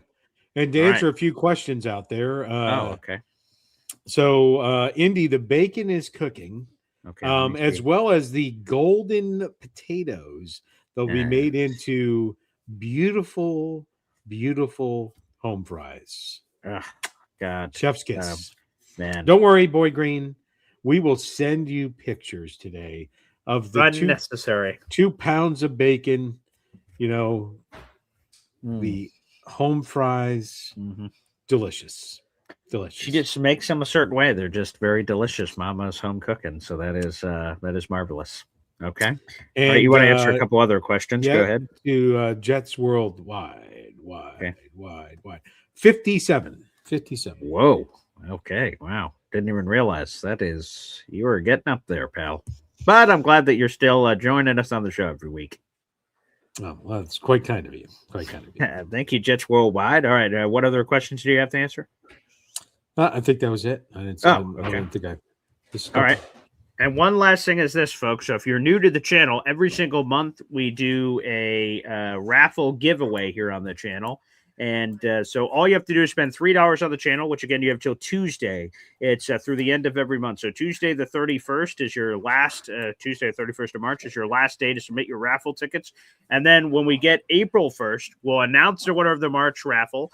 And then we'll immediately reveal the latest raffle. So if you spend $3 on the channel, you get a raffle ticket. Obviously, the more raffle tickets you have, the better your odds are. But it is at complete random. We spin the wheel of name picker, and wherever that lands is who ends up winning. So here are some of the prizes this month. The kids jumbled everything up, so I still think I have everything over here somewhere. Okay, here we go. All right, I think yes. Okay, here it is. Everything's here. All right, let's go full screen here, people. You guys can see all the raffle prizes this month. We got a New York Jets old school training camp hoodie. This is nice. There's the insignia of the Jets right there. And there's the training camp hoodie we got. All right, we got a 24-ounce tumbler cup in the package. I'm going to pull that out real quick. Here you go. Every logo the Jets have ever had. New York Titans, Jets. It's a 24-ounce tumbler. Very nice. Tumbler cup is also in here. And then, let me get under the box here. There we go. And then, thank you to the Giants for Sam Darnold, baby. An old school long sleeve here. There you go. Old Sammy. Thank you, Giants, for taking Saquon Barkley, you bastard. So you won a Super Bowl. Just not for us, but that's neither here nor there. So there you go. There are all the prizes this month. Plus, next month, I think I'm going to do a jersey. I got all this other stuff over here that we're going to pile in. So some cool stuff. So people, make sure you dive into the deep end. And again, YouTube, hit it. Money sign. Send in all your raffle tickets, and you can jump in on the contest. Yep, you definitely got to tip your bartender. And there's a bunch of exciting things coming in the year of our Lord 2026. You got the draft coming up. Yeah. We have the tailgate coming up with Chef Kevin Gilbert. Yep. Shout out. We'll have the pre-party the night before at the Cloverleaf Tavern. Great idea. Fantastic tailgate. We'll have the supporting our troops Wounded Warrior raffle. Oh, is that coming back? Year. Absolutely be coming back. Great. We'll marry it up. So we'll reveal it at the tailgate like we did last year, and there'll be prizes. It's obviously it's primarily for the Wounded Warriors, but we had some big contributors, right? The number one Austrian Jets fan, NC Green, Mahar Khalil, the all-time. He won a just like this. He won a hat just like this. However. It was autographed by Boy Green and Hop on Pop. That was his. That was part of the prize. We won't go into. I was a little aggressive on the Herbie Hancock. I'm going to be honest. So there you go. So we talk about signing this, and for whatever reason, and anytime I let Boy Green do things at his discretion, he normally backs it up, right? Like that's fact up. But so we're signing the brim. We're signing the brim of the hat. I'm going to sign it. He's going to sign it. He takes up 75% of the rim. It was he's like a 2-year-old with a crayon. And I'm like, what the hell? You left me like a half an inch to put my signature on it. It was an accident. You're like this, like, ugh. I didn't think about it, and it was too late. It was too late. Yes, there was no going back. So we may have to get him another hat at some point that with that appropriately sized signatures. Or like a design, like, hey, Paul, we need you to sign right here. Oh, right here. Okay. Yeah, yes, I should have blocked it off. I should have that's what I'm saying. Made it moron proof, and that's on me. That's on me. I thought you were a reasonable, capable, competent member of society, and then I realized you're just that 3-year-old with a crayon. Writing on yourself. So there you go. So screwed the pooch on that one. But don't worry, there's always next year. By the way, I do want to do a quick shout out on the merch shop real quick because a few people reached out via email. So I just want to let you guys know. There is a merch shop link in our YouTube description down below. There is on the overall site. They're actually going through a little bit of an issue. So if you click that link, it's broken and goes nowhere right now. My Aunt Sammy runs our merch shop. She's trying to fix the issue. So last time I checked, it was not fixed. And I will double check that live right now to see if it has been, that issue has been curtailed. Let me see. And it has not. So it is still an issue. So again, our merch shop is sort of TBD right now. There was a slight hiccup. And as we talked about several months ago, Pop, unfortunately, my Aunt Sammy, who runs this, was in a very serious car accident. So that also, of course, her health and safety was the number one priority in getting her recovered and all that. So there was that situation. And then now there's this. So we are working on it. I know if you go to the merch shop, try to buy something right now, it sends you to a broken link and you can't. She is trying to fix that behind the scenes. So hopefully we can get that soon to get you guys back to the merch shop. So we'll work on that. Yes, absolutely. Absolutely. So, but what we don't have, what we need and we don't have is we need a few videos of Imam G. Right, Videos that's of what we Imam need. Okay. Like you do the ones with the old goat. We need a few of Oh, Imamji, and one of them we need her saying is "Leave that boy alone," which is one of Okay. her famous sayings. That is true. I am open to that. Let's definitely add that to the rotation because we do have a bunch in here that we don't ever get to use. Gator needs some walking around money. You know, or Secret tickle time? You have a name for it? yeah, God rest my grandpa. You always see him up here. He's always here. All the generations of Esden up here. He's always up there, and he is the reason that I became a Jets fan. The Jet. I still have that jersey in the back of my closet from when I was a kid, and I will give that to my son one day to wear that the Jet jersey proud. And that's how I became a Jets fan, and eventually it spun off to everything else Jets. So I wouldn't be here right now without Grandpa. So I love that we have all these in here. Yo, hickory dickory dock. Yeah, he was a big Andrew Dice Clay fan. It sounds like it. That is, yeah. There's a lot of that in here. I see. There's a lot of that in here. Wow. Which again, I'm gonna have to try to utilize these even more often for sure. Maybe I can use that for some of like when we get 5 or more memberships. Normally, it's like a maybe we can work some grandpa ones in there, and Yeah, try there to you get that cooking. Pop, what? Yeah, to Indy's point, what is that bacon situation here? Yeah, I think I have at least about 15 more minutes. Okay, so let's do bacon this. light is lit. All right, we'll take a quick hep time out. If you guys want to call in, now will be the time to do so. That's meant to be the pinned comment on youtube.com/boygreen25. Here we go. 1, 2, 3. Whoa! Boy Green, fucking daily, fucking daily, fucking daily. Talking Jets football, man. Boy Green daily, fucking daily, fucking daily. The New York Jets Football Club. Offense, defense, special teams, watch Jets football with Boy Green. Everyone, J-E-T-S, Jets, Jets. Boy Green, fucking daily, fucking daily, fucking daily. Talking Jets football, man. Boy Green, fucking daily, fucking daily, fucking daily.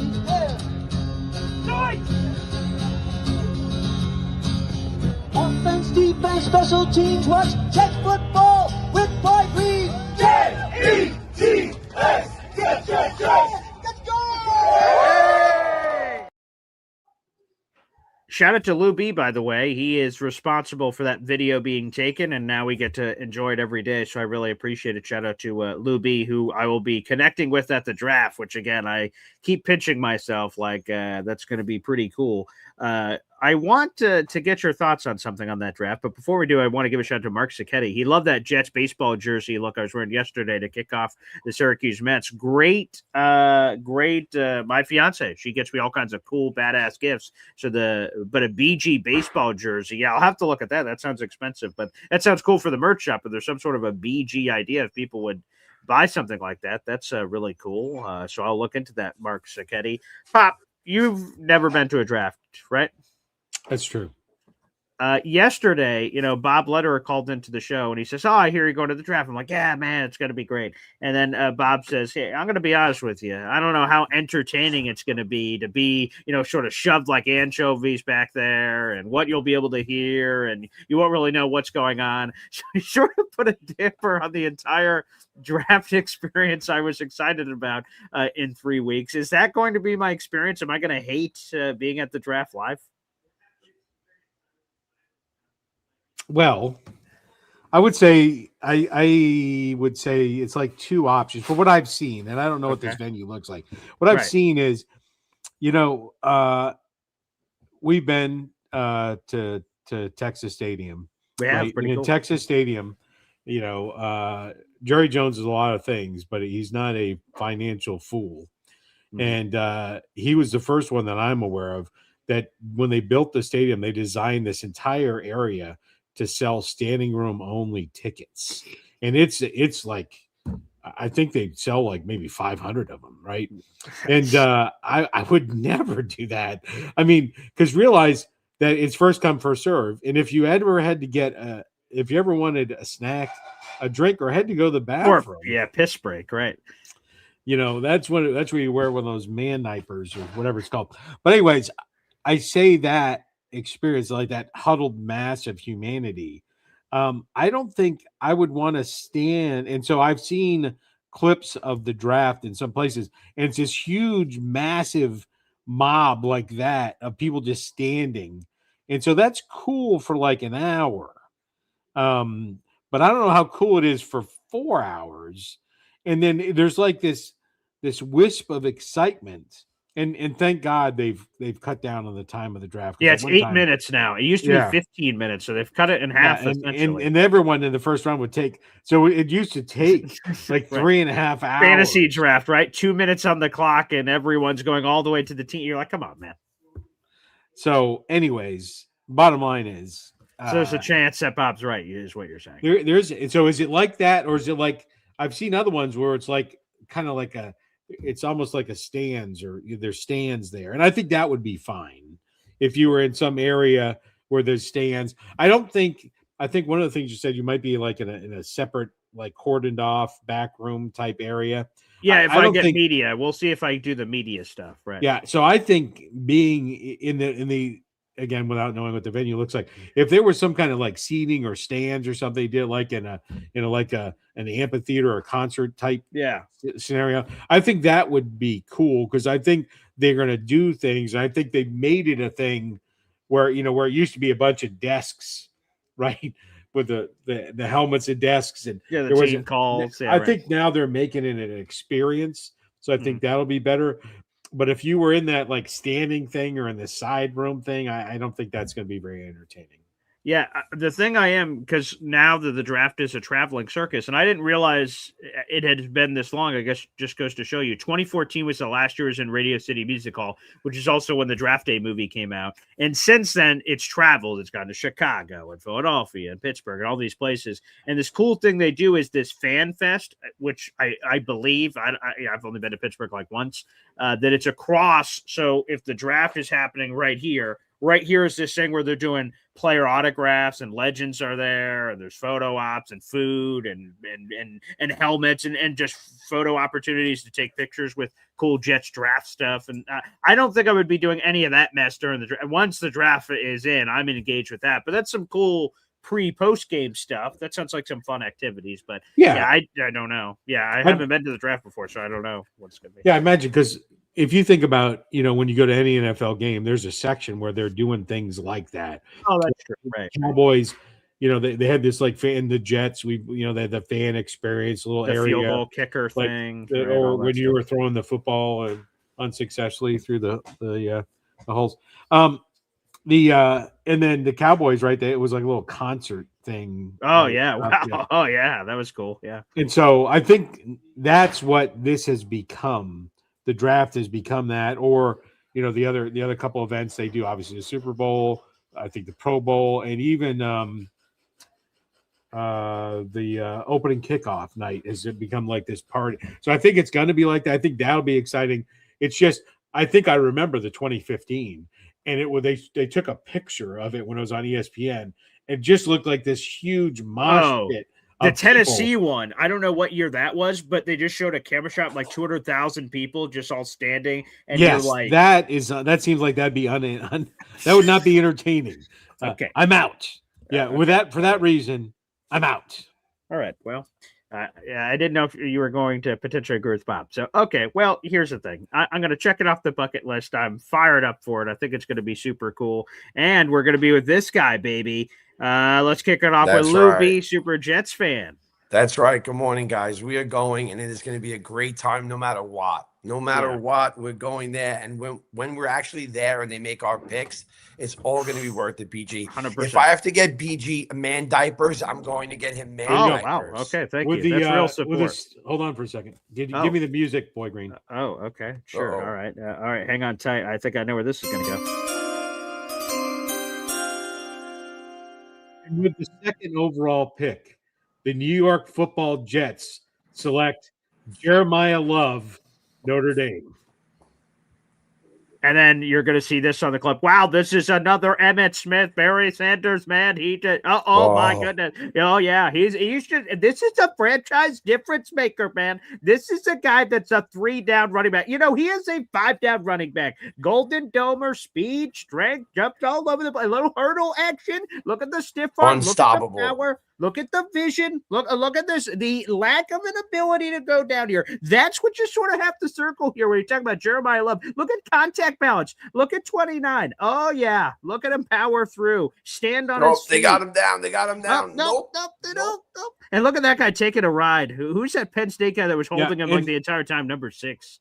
And realize this, you know, what's Penn State known for, right? They're known for linebackers. They're known for tackling, right?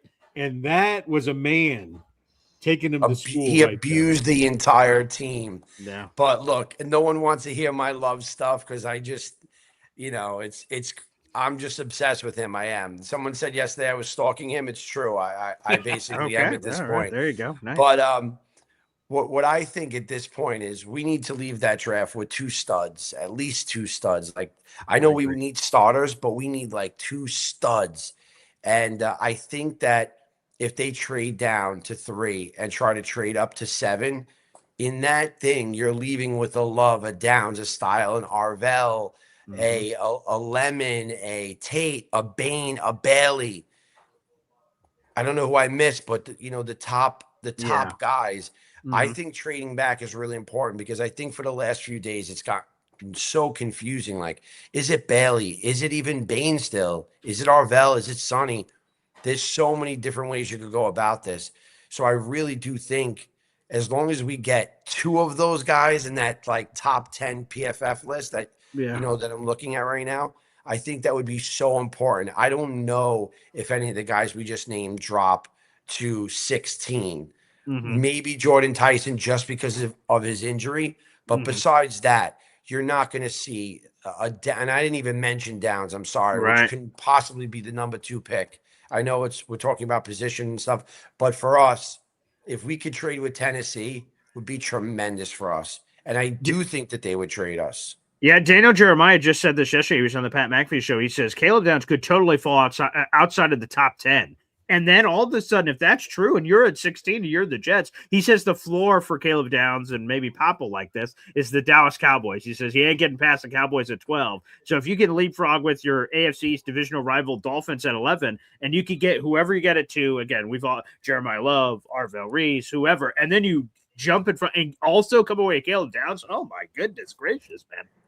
Like, it would be so incredible to leave. Imagine leaving with Arvell and Bain, or Arvell and Bailey, or Styles and Downs, or Tate and Bain. I'm just saying that there's so many combinations of these guys that it would be incredible for us. I know we need to fill holes and all that stuff. We have so much positional need, and I'm just thinking if we can leave with these 2 studs. You got to trust in Muji that he is going to do what he needs to do. And the last thing I wanted to say is, yesterday someone said this tie thing must be a smokescreen. Yes. There's a lot of teams. We don't need to put out a smokescreen about Ty. Yeah. I think they want Ty. They must be thinking about where to take him and how to take him and who's going to jump up for him.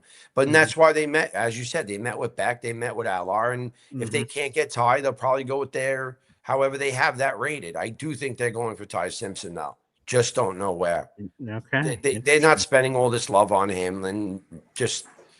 That seems very wasteful. Pro day, this private visit, all for bullshit. Yeah, and who are we tricking? I don't know. That's what I'm saying. When people are saying it's a smoke screen, no, these guys are busy. They don't need to be having dinners. They don't even have 2 seconds. These guys, they are there to take him, I believe, or to really check it out and see if he's somebody that they want.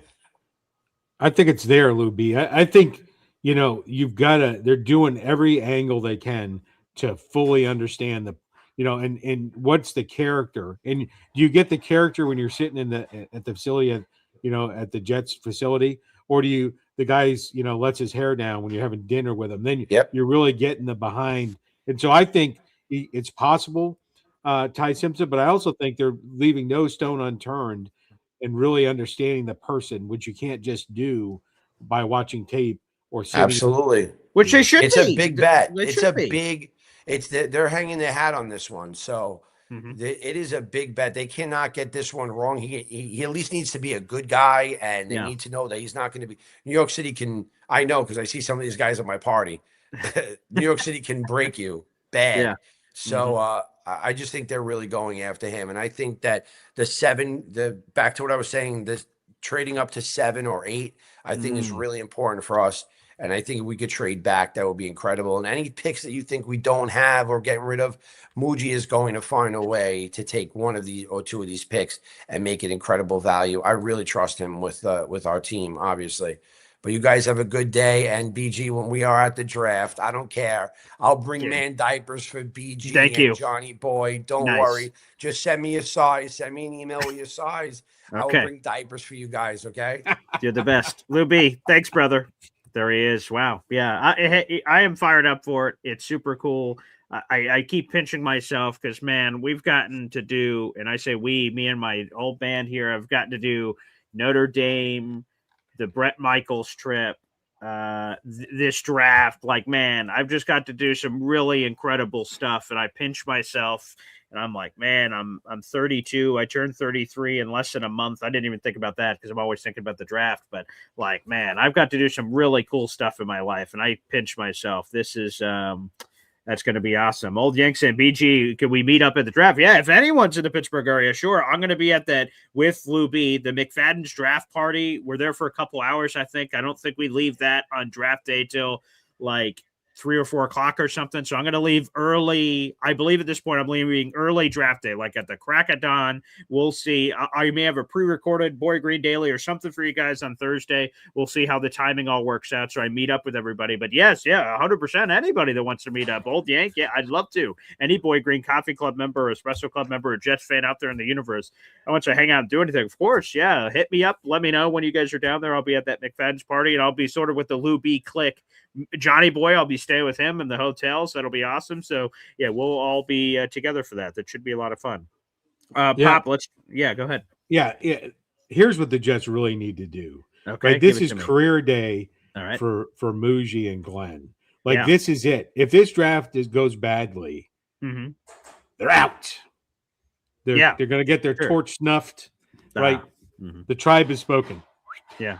Right. And the Jets need a face of the. I've said it before. I'll say it again. They need the face of the franchise needs to come out of this. They haven't had an exciting, fan base inspiring draft pick. You can get excited about offensive tackles if you want, but and really, they need to put some respect back on the Jets name, right? The Jets fans have undergone like some of the most embarrassing moments in the history of the NFL. They've had their wide receiver shoot himself in a nightclub and serve. Whoa, excuse me. That happened when he was with the Giants. Okay, he didn't shoot himself when he was here. Giants, that was Jets, with the the Giants. The butt fumble, attacking Uber us. driver. Anyways, wait, that was after. That was after the Jets. And was it ever mentioned that he was with the Jets? Did they mention that he was with? They did team? do Jets quarterback. Directly, but he went to the Bears. He went to the Eagles. He went to the Cowboys, for God's sakes. Why was it Jets? What the heck? Again, Geno, it is wild to think about, from mononucleosis to Geno getting sucker punched to butt fumble. Like, the things that have happened to this godforsaken franchise are. I am in a sense of disbelief. There's no way other teams are dealing with this kind of stuff. It just can't be happening like this. I mean, if you think of like the most embarrassing things that have happened to teams, the Jets have got 2 or 3 in the top 5. I imagine so. Yeah. So they need the face of the franchise. That's what I'm saying. Make or break. Okay. All right. Make or break. Let's go back to the phone lines. Mr. Legendary Famous Fulton now graces us. Morning, Paul. Good morning. Excuse me. Hello. Oh, wow. Okay. Whoa. Good Lord have mercy. Sorry. Okay. My allergies are killing me today. What are you allergic to? Pollen today. Oh, pollen. Ah, yes. We used to deal with pollen back in South Carolina. I get you. Yeah, sure. Yep. I hope you feel better. I was with Snowboy yesterday and Johnny Boy yesterday. Oh, last night. cool. Well, you guys met Yes. up. Where were you guys? We were on the StreamYard last night. Oh, cool. Jets Worldwide, of course, Yep. obviously. Nick Wide, Shine and wide, everybody. wide. Yeah, that's awesome. What How would you guys was- talk about? Anything cool? Nothing much. We just Okay. talked about the Jets having a new quarterback. Yeah. Okay. So Paul, how did the music go yesterday? He's talking about your band thing with Yeah, the your man band. child. Yes. For those who missed it, thank you. I have the attention span of a goldfish. Thank you for that, Mr. Legendary Famous Fulton. It was sweet. Here you go. I'll throw this up on the screen. Here was the band poster, essentially. Shout out on the guy on the far right there, the guitar. That is Nick Geno. He played all kinds of songs from he played a little bit of Poison. He played some Aerosmith. He played Bon Jovi. Let me see. What else did he play? Foreigner. Yeah, it was cool. It was just like a human jukebox.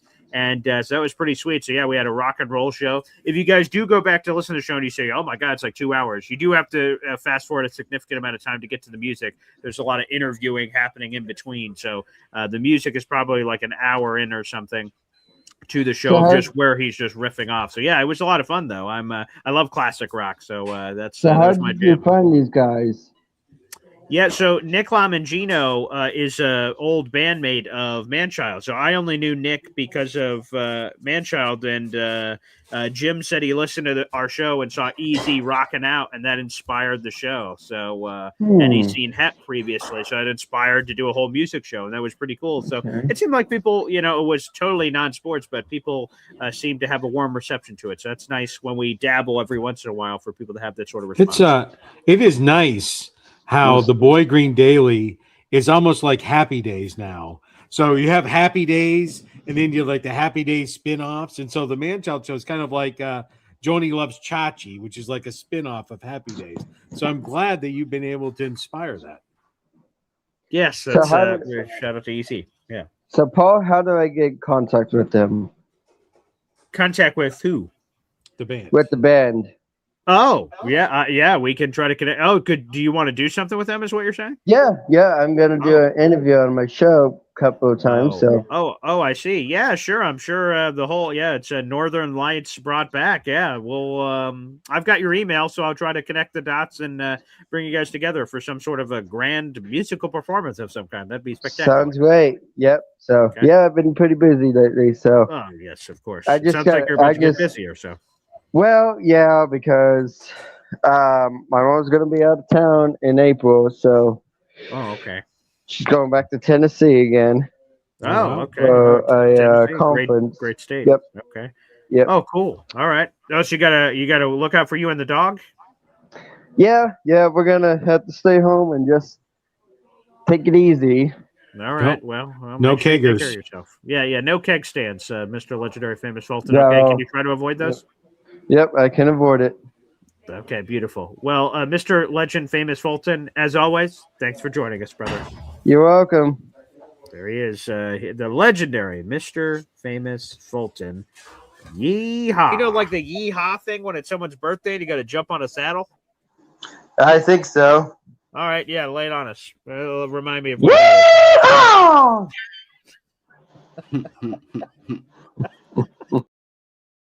Oh, that got me. All right, let's go from one musician to another. EZ joins us here on the program. EZ. Hey, now. You inspired a full show yesterday. Like, how does that feel, huh? That's cool. Last night, I just decided to pick up the guitar, and I was just ripping some blues shit, and it was really, really pretty good. I've been I've been practicing again. Okay, nice. All right, we're gonna have to. You see should video that.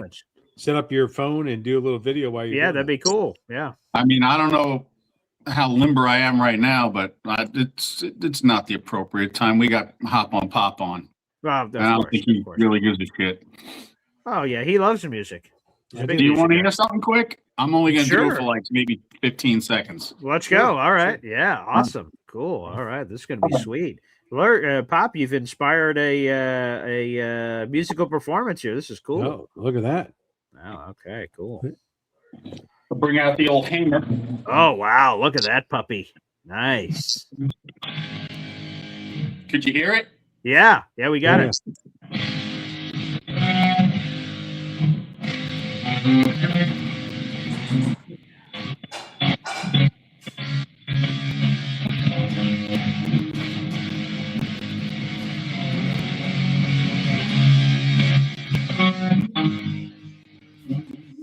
Whoa. Nice.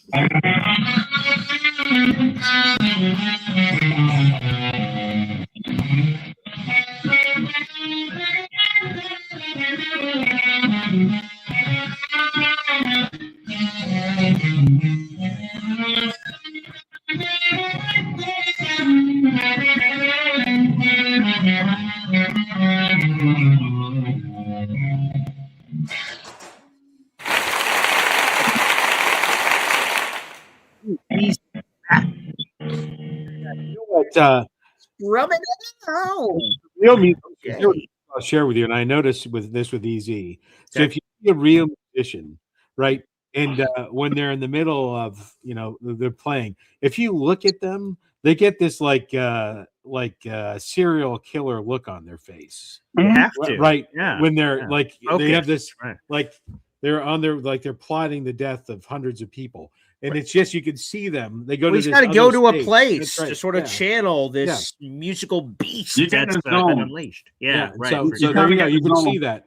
About halfway through, Believe it or not, a lot of it is just muscle memory. If you play something over and over again, it becomes almost automatic. It's crazy. Wow. I know if someone's not a musician, it's hard to explain how the muscle memory works. But I know a lot of songs, and I haven't played them in a long time, and I can't play them. But if you got to practice them and practice them and practice them and practice them, like if I wanted to do "Spirit of Radio" by Rush, I got to practice that song for 2 weeks before I can play it because of the hammering in the beginning and stuff. Yeah. But I was just doing some blues. That's cool. It was just some blues progression. Like I said, I'm not good enough for on stage. I can play guitar, but I'm not a guitarist. Does that make sense? Yeah, no, that makes sense. You can dabble, but in terms of the performance, like the guy that was on yesterday, he's an actual guitarist. Oh yeah, Nick Lamangino. Yeah, that was cool. He's a musician. Yeah, I'm a singer that plays guitar. Hey, there's nothing wrong with that. That's way better than me, man. Oh. By the way, Frankie's asking what's for breakfast. That's my Western scramble. Ah, yes, classic. Vintage. So it's like ham, tomato, and onion. So not golden brown potatoes, not bacon. Not diabetics don't eat potatoes. No. Oh, there you go. That's probably. By the way, I think not unless my sugar goes from like 92 up to 192. No, I don't want to get in that high. I think he just said he's not a bridge builder. Not a bridge builder. Anyway, who was the guy on after Hep? I mean the first guy on. This morning. Oh, Lou B. Yeah. Yeah. Me and him are on the same page. I don't want to pick at number 2. I want to trade back a couple of spots and try to get some assets. So then I can take my 16 pick and trade up, or take my 33rd pick and trade up. Okay. That's what I want to do. I want 3 first rounders. And Boy Green knows who I want. And this is going to go against you, Pop, but I don't give a fuck. I want that offensive lineman. Oh, my God. Shut up. No way. It's time I'll tell to you do exactly something. why. If someone gets fucking hurt, you cannot replace an offensive lineman mid-season. Nobody parts with an offensive lineman worth a shit. They don't do it. It never happens. So if we lose one guy or 2 guys, we are fucked. You need to get worse them than that now. when you don't even have the person right now, either in free agency or in the draft. You got to get them now. Yeah, you know what you need more? A wide receiver too. Well, we're going to get him with the second pick. With the second pick, you mean the number 2 pick, No, number number 2 or 16? 16. Yeah. Well, it'll be very interesting. Tune in next or week. We could take the 2, go back a little bit, and then take 16 and maybe get up to maybe 11 or 12 or something. I don't know exactly who's sitting there, But I'd like to trade back number 2 and trade up number 16. Or if our guy is kind of going to be there, if we get the sense that he's going to be there, then take 33 and trade that way and trade up in 33 back into the first round, maybe up into the mid to late teens to get who we need. But I want that tight end, Sadiq. Kenyon Sadiq. I like him. And I want to get Vega. Ioane. Ioane? Yeah. What is Samoan or Hawaiian? Yes. Yeah, I believe he's Olewala Vega or something like that. That's correct. That's a full birth name. Yes. Yep. And then for one of those 3, either Bain or actually there's 4 of them there. Bain, Reese, or Sonny Styles. Sonny Styles. One of those guys is going to be there too. Carnell Tate. Yeah, I mean, any one of them, any one of those 4 guys would be a good blue chip defender.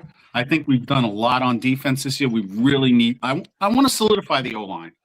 Yeah, because sure. then next year we get the final piece. We get our center.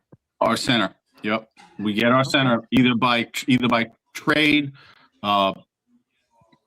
free agency, or draft, and then we have a solid O-line for 10 years. Hey, 10. I like depth, your plan with good depth. We were so lucky last year with nobody getting hurt. That ain't gonna happen. That's unlikely to happen. So you got to make sure that you have depth. Yeah. 100%. I mean, you ask any general manager in football, you cannot get a quality offensive lineman during the season. Nobody's going to part with them. Even a quality backup, because they know someone's going to get hurt. So you got to get them now. That's it. Makes a lot of sense. Easy. I want to thank you for the call and thank you for the surprise musical performance. That was very nice as well. And again, the cool thing about this show is that Pop could be over here, you could be over here, someone could be up, someone could be down. You say offensive lineman, Lou B's, Jeremiah Love. Someone's going to call in and say something else, but it's cool. That's what the show's all about. You guys can share all your opinions. They can be different. That's totally copacetic. Pop, why don't we do this? I can see that the bacon light is on behind you, so we can put a bow on this puppy for you. I'll stay along and take on a few more callers here on the program, and we will do that as well. All right. Next Saturday, draft extravaganza. Tip your bartender. Take that like button to Pound Town. Actually, there's one last caller who wants to jump on with you. It's Hep. Hey, Bob. Hey now. How you doing, guys? Hey, Excellent. I got an adventure today. I'm leaving in about 50 minutes to go to leave for the studio. I'm recording the Hep song, putting some electric guitar on it and some drums and stuff. So I'll let you know how it goes. I'll take some behind the scenes footage. Please do. Also, I wanted to step on too because Bagshore sent me this shirt. See, it says Jets. Whoa, nice, sweet shirt. Yeah. Check out the back. Okay, nice. Oh, that's awesome wow, shirt. that's nice. Oh my god, yeah, I got to get with Bad Shot. Get one of those. That's a sweet looking shirt. And then you invited us to the gun show here too. I should have had a permit or something for those things. Whoa, ba boom, ba boom. He's okay. Hep is jacked. Okay. Yeah, that's the Indy Jets. For Indy, we're all toting the ball for him. You know. That's a cool thing, Hep. Thank you very much for sharing that. I'll keep you posted. Appreciate it. There he is, Hep. Yes, that's the last thing, Pop, as we're getting out of here. Super cool. There's a new Boy Green intro in the works behind the scenes, and Gator's working on it. Shout out to Gator, and Hep is working on it. They're doing a cool thing. There's some stuff I don't know. They're doing some stuff that's beyond something. So I can't wait to see, and hopefully the new intro is here in the near future. So that's going to be awesome. And I see Indy's just seeing it for the first time, and he thinks that's really cool. That is cool. What? So thank you, Bad Shot, for doing that. That's cool. I'm going to get with you and try to see if I can snag one of those. That looks sweet. Massive love over there to Indy Jets, Uncle Indy. And again, can't wait to see him at the tailgate this year as well. But yes, Pop, I wanted to squeeze in Hep real quick, but I know the bacon light is on. Yep, just make sure Badshaw sends one of those shirts this way. Okay, there you go. I'll make sure I reach out and let him know. So that'll be cool. Pop, appreciate it. All right. Have a great day, Coffee Club.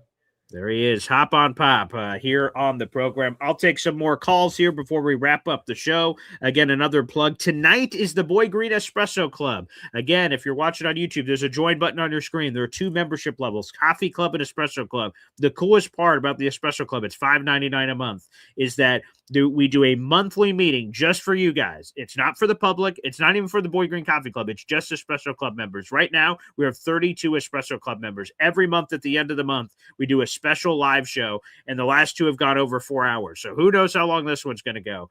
And it just sort of gets raw. There's swearing. There's some drinking. I mean, there's all kinds of stories. You guys can say really whatever the hell you want. We could talk about your favorite guest on the show. We could learn more about each other. I mean, there's a lot of cool elements to this Espresso Club, and I've been thrilled with everyone that's jumped on the train here for this Espresso Club. It's been a lot of fun. So again, if you have not joined the Espresso Club yet, you are missing out. There's never before seen stories, never before told stories. And again, we get into a lot of different stuff. That's the best way I can put it. If you're in the Espresso Club, you know what I'm talking about. So again, guys, hit that join button on your screen. Join the Espresso Club. Now's a better time than any. You'll get 5 raffle tickets for our contest this month. That's good. And you'll have access to that live show tonight, which again is penciled in for 9 p.m. Could be earlier, could be later. It all depends on the baseball gods. I got a baseball game to do for the Syracuse Mets later today on their broadcast. As soon as that's over, I'll come back here to the house, and then we will do that show. I see another membership is being gifted from our buddy Tank for Ty. Let's go. Excellent. That's what I'm talking about. Tank for Ty, baby. Showing a lot of love here on the program. Let's add that to Tank for Ty's total. That is 4 raffle tickets for our contest this month, and showing all kinds of love here on the YouTube channel, which we really appreciate. Let me read that new member, and then we will go to the phone lines. That is Reese Quinlan is now back on the Boy Green Coffee Club. Shout out to Tank for Ty. Again, folks, also in the audience, if you don't know, gifting memberships, when you choose to gift, it goes to people at random. You don't get to choose who the membership goes to. But if you don't know and you've never been gifted a membership before and you're a subscriber to the channel, you may say, what the hell's going on? Go to my YouTube description. It explains how you guys can open up your gift settings. On YouTube, when you first join YouTube, it's actually defaulted to off. So you have to flip the setting to be able to be allowed to be gifted a membership. So if you guys don't know that, check out the details in my YouTube description. I explain it down below of how you guys can do that. So if you don't want to buy a membership yourself, but you would like to receive one every once in a while for free, you get it access to it for a month if you're gifted a membership, and you guys can test out the coffee club for yourself. There is no gifting of Espresso Club membership. The only way for that is if you purchase it. So feel free to do that on the join button down below. All right, let's get back to the phone lines here on the program. Up next is Knowledge the Jedi. Hey, what's going on, Boy Green? How are you today? Hey, I'm doing swell, man. Merry weekend here. Well, I feel like if we're gonna move around in the first round, like using trade capital, if we're gonna use 2, we're probably gonna trade back no further than 8.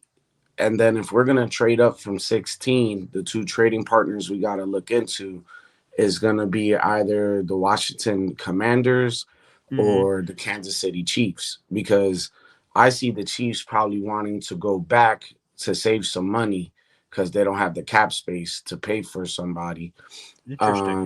I see Washington doesn't have any picks. Right. So if we trade back and get capital for 2, we'll have enough capital to move up to 7. So let's say we move back to 8, we could jump right there and pick back to back 7, 8 or 8, 9. So really 7, 8, 9 is the sweet spot of where we want to stay in, so we could get these blue chippers that are less than 11 players. Now, when it comes to Ty Simpson, like, I think I was the one that said it's a smokescreen. When Lou B was talking about somebody said it's a smokescreen, I think I was the one that said it's a smokescreen. But I feel when you're playing on a high level game, there's a lot of mind tricks going down. Sure. So you could be going to pro days to look at nobody. Like, think about this. We went to the Notre Dame pro day. I thought they were there to see Fields for option maybe later in the draft to get a big body receiver. And instead they could have been there for CJ Carr to get a look a year early before he comes out next year. Because at the end of the day, we have to wine and dine Ty Simpson. He's the second quarterback on the board. If we don't do that as a front office, if they don't do that, all the Jets fans are going to be like, what the hell are you doing? Because we need a quarterback. How are you not at least talking to the guy who's number 2 on the board? So you got to remember, like, we're a hardcore fan base. Everyone's ready for the pitchforks and the flames and to go out there and go after the Frankenstein team we call the Jets, because we're always trying to patch it together and try to figure it out to be alive again. So I just see it that there's many ways Moji could move. I feel we should just stay and pick where we are. If we're going to start playing around, going back, going forward, like, we do need a 3rd round draft pick. So that could be something we're going to be looking for if we move back. It would be nice to get another 2nd round pick. Maybe get in the 5th round. So maybe there's things we're adding, but we have 9 picks. We have 9 picks, and there's a lot of free agents out there that we could pick up that are going to be cheaper after the draft. And the trade capital for them is going to be cheaper if you want to get somebody that's on the roster, because who knows? Let's say another team goes deep at a certain position, and now there's someone on there that they want to loosen up the money, that now they're an option to get traded away because they're still in a gray area of being young, having an upside. Like, there's so many possibilities that could happen outside of the draft, after the draft. You know what I'm saying? Like, you know me, I want to take Ruben Bain at 2. Now, if we could go back and still get Bain, then it's still a home run in my eyes. Yeah. It's a home run in my eyes, because the only person I see that will really want Bain or Love is the Titans. The Titans is going to want Love to fall to them or Bain to fall to them, because Saleh likes running a 4-3 defense. Bain fits perfect for that. And they need a solid runner, and Saleh had got Hall. That's, you know what I'm saying? And then Saquon was with the other guy that's there as their offensive coordinator with the Giants. So they got Love, like, written all over them that if he falls past the Cardinals, he's going to get picked up at 4.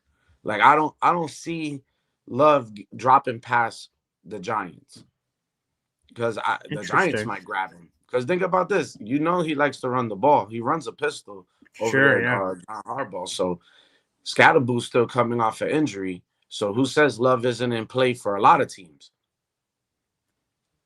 Like, he could be, sure. I mean, that's possible. Play for us.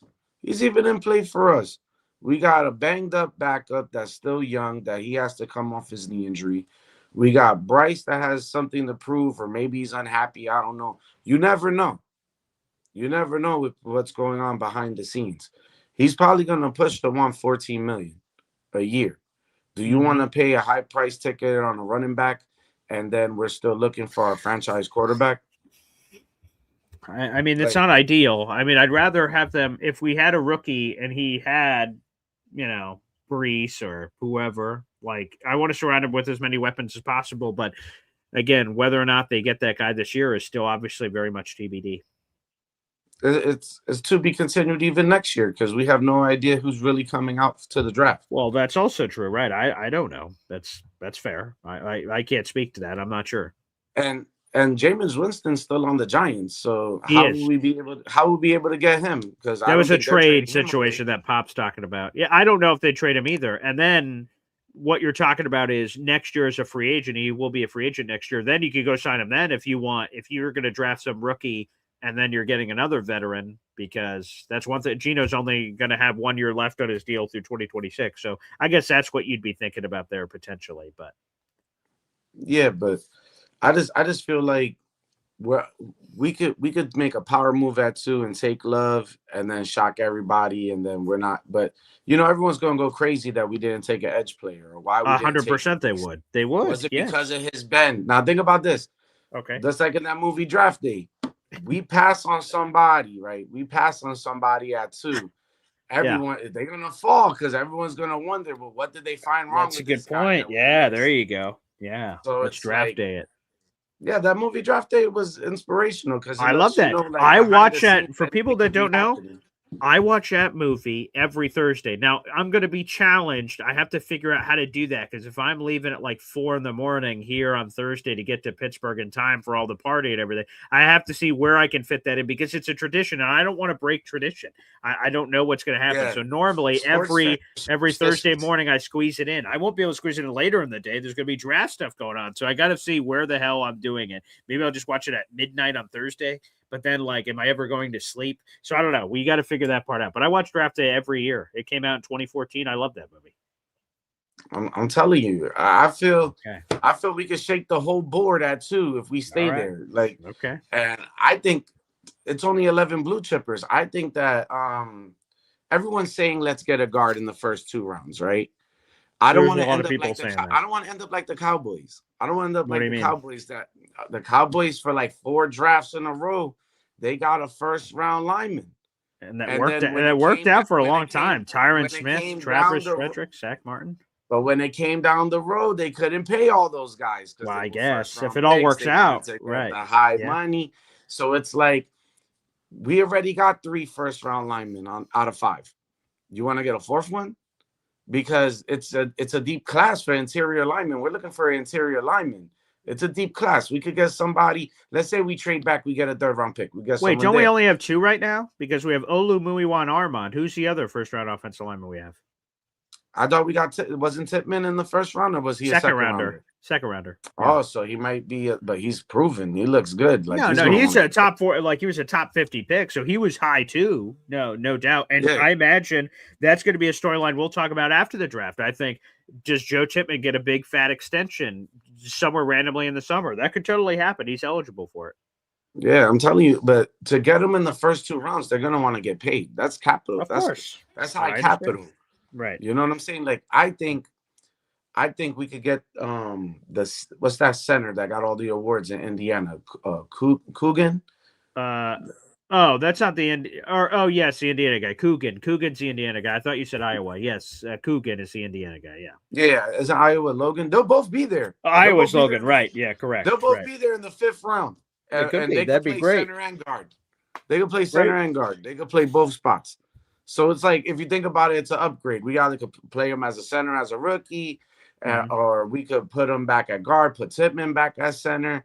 Like, you could flip-flop. You want a piece that it's a depth piece that could play all 3 in the middle, in the midline. That'd be phenomenal. Because how many linemen do we have on the roster right now that's signed? That's the real question.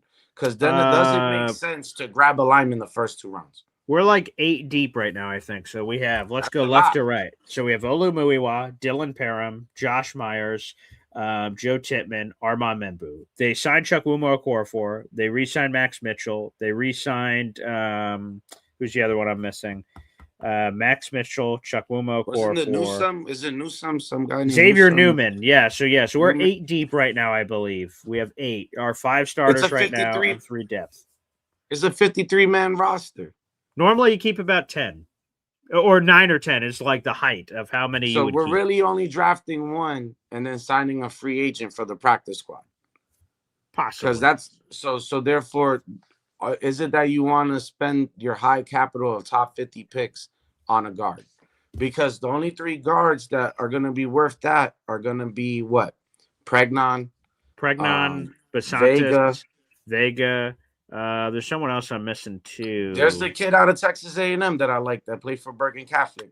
Yeah, that's the Basantis kid. And then Spencer Fano could play tackle or guard. Some people question what he's going to play, or center for that matter. I think he's gonna end up being a center, man. Okay, see, there you go. That's what I'm saying. Yeah, his arms are short. With short arms, make him the center. Why risk it that you're out on the edge trying to reach on the edge rusher that's already half your body? Right. He's fast though. He's extremely fast. So using him as a pulling guard would be good too. And then Dunker. But I see Dunker going Jennings Dunker, yeah. Mm-hmm. I see him going in the 3rd round. So we could get a 3rd round pick. Then there you go. We got the mullet.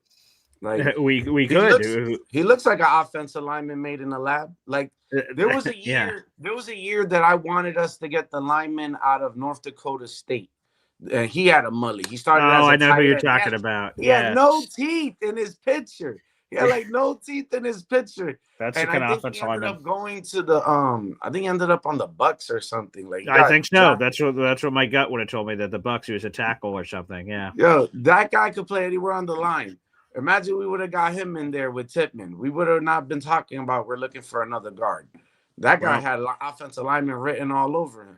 But I love this because, like I said, EZ wants offensive linemen. You want something else for these positions for different times. I like that we can all have different takes on this show. Cody, I don't think it was that guy. NY Jets FL is talking about Cody Mock. Maybe it was Cody Mock is that guy that you're talking about. The one I was talking about, God, his I don't even know how to look him up because I can't. Oh, my goodness. All right, let me try to look it up now. Who is the... Let me see. North Dakota State football players, NFL. Maybe that's going to come up with. I think that is his name. Is that the one you're talking about? Yeah, let me see. I think that he's missing his teeth. In his picture, as a freshman, he had teeth. As a senior, he was missing all of this. Like if he was getting punched in the mouth, like he was not playing. Yeah, that could be it. He might be the guy. I'm looking at recent guys. God, I don't see it. Maybe it wasn't. It had to be like 4 years ago. It had to be a draft like 3-4 years ago. Yeah, Mock would have been the guy that, now that I'm hearing more of what you're talking about, I must have been thinking about a different guy at a different school. Yeah, it must be Cody Mock. That must be who you guys are talking about. I was thinking of a different guy, but yeah, Cody Mock. And I believe it's Mock, Mauch. It's the Mock guy, so that's fine. But yeah. Oh my God. Who the hell is that guy? Oh, that's going to bother me. All right. I'll try to figure it out before. But I love the take. Love the call. That was great stuff. Thanks, Knowledge. All right. I appreciate you, Boy Green. Have a good one. Yeah, you too, man. Good stuff. Let's get a couple things in here before we get to our next caller. I see Indy Jets has now joined the Boy Green Espresso Club, baby. Freaking go. Oh my goodness. It has freaking happened. It has happened. Yo, sending lots of love from Dirty Mike and the boys. Here you go, baby. Number 44. Woo! 44, that's me! Get some cold cuts, get some cold cuts, get some cold cuts. Woo! Give me some! Indy Jets, you now have 5 raffle tickets to our contest this month. You now have access to our Boy Green Espresso Club meeting, which will be later this evening at 9 o'clock. Again, all are welcome. You can call into the show if you want. You can just hang out in the comments and interact there. We'll engage those on the show. We're going to be doing all kinds of, like I said, we'll start it off with, I have an Elijah Vera Tucker story that just happened this offseason that I'll tell. And then we'll let the show go where it goes. Some people want a mock draft, I've heard. Mahar Kaleon, a few others have asked about doing a live mock draft and sort of walking through that process. I'd love to do one of those tonight. That's fine.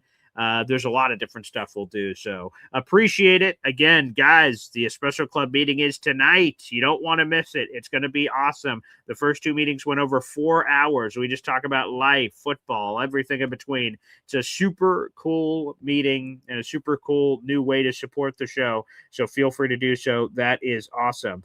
I see NY Jets Phantom as a super chat question in here. Let's pop one of these up on the program. Wow. Paul, what would it take to trade up to 20 for Ty? No 2027 picks. Okay, so the 20th overall pick is the Dallas Cowboys. Excuse me. That 20th overall pick, based on the numbers, is worth 850 points. So let's get some math here, okay?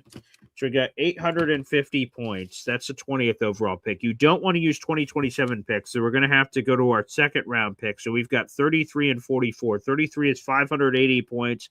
44 is 460, so that's 1040. So if the Jets gave up 33 and 44 for 20, that would be an overpay by the Jets. That point total of 33 and 44, excuse me.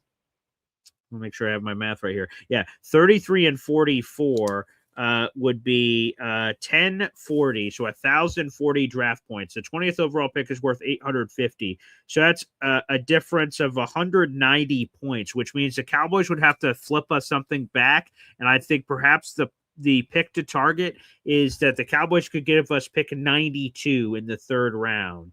That would be proper point value. So that'd be 850. Let me do quick calculator math on that. So it'd be 850 132, so let's say 15. Okay, 132.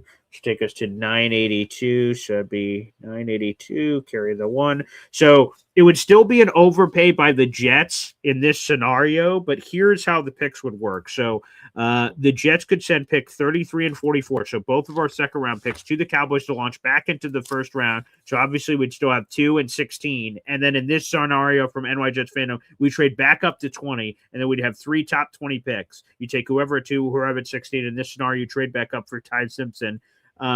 You would give up 33 and 44, both for our second round picks, but we'd get 20 and the Cowboys third round pick, which is 92 overall. So from a draft value chart perspective, that would be the cost, and you give up nothing in 2027. So I don't know if that interests you, NY Jets fandom out there in the audience, but that is what the math says. So that would be how you do it. Bing, boom, bam. I love when you guys give me these kind of questions. These are a lot of fun. So feel free to super chat those in there. Interesting. So yeah, that would be the math of it, of coming back up for that. Fascinating. We have a member shout out here from EZ. Wow.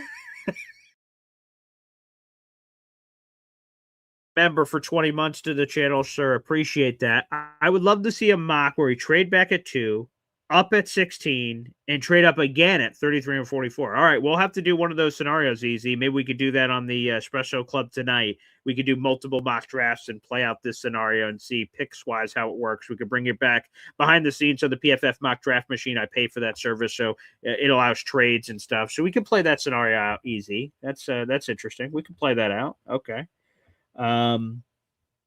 Let's see. Whoa, we got a $20 super chat here from our boy Dumel. Okay. Whoa, mama. Wow. 1999. We have the Haitian is Scout here. Beautiful. Thank you. Thank you, Dumel, for sending this in. We will add this to your raffle ticket total, Truman Dumel, so far this month. Okay, beautiful. Thank you.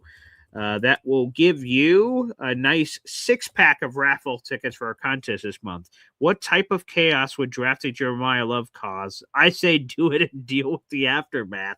So, yeah, a Jeremiah Love pick, which again would be at 2 here.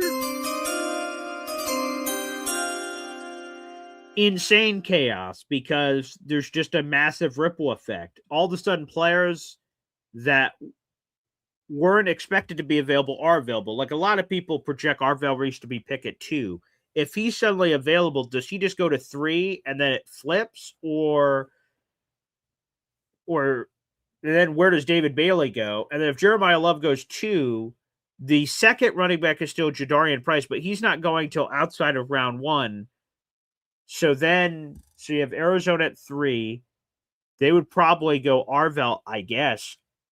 Although they had Isaiah Simmons before, who moved all over the place. So maybe they could go David Bailey. They could go offensive lineman too. 4 at Tennessee, I think they still take their front 7 player probably with Love off the board and no longer being an option. That could be Reuben Bain. That could be David Bailey. That could be Sonny Styles. That could be. Then at 5 for Giants, Jeremiah Love not on the board. Caleb Downs is totally in the conversation there. Front 7 player on defense. You could go wide receiver. That could be another path, of course. Oh my God. But I love the bomb of just dropping it again. I'm going to be at the draft in person. If Jeremiah Love gets taken at 2nd overall, I will lose my blank. I've made this very clear that I am a massive Jeremiah Love fan. That would light the draft on fire. That would be an absolute barn burner moment at the draft if that were to happen.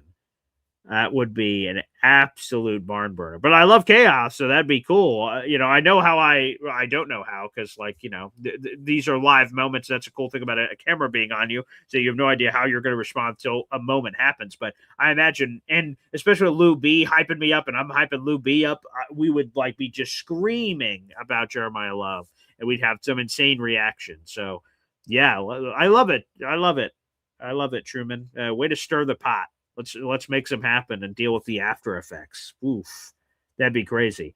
And then, I guess the after effect, I'll bring this up one more time. The after effect for the Jets is you take a running back at 2, which would surprise a bunch of people. Where is your edge rusher solution? Are you moving up from 16 to go get a sliding Reuben Bain?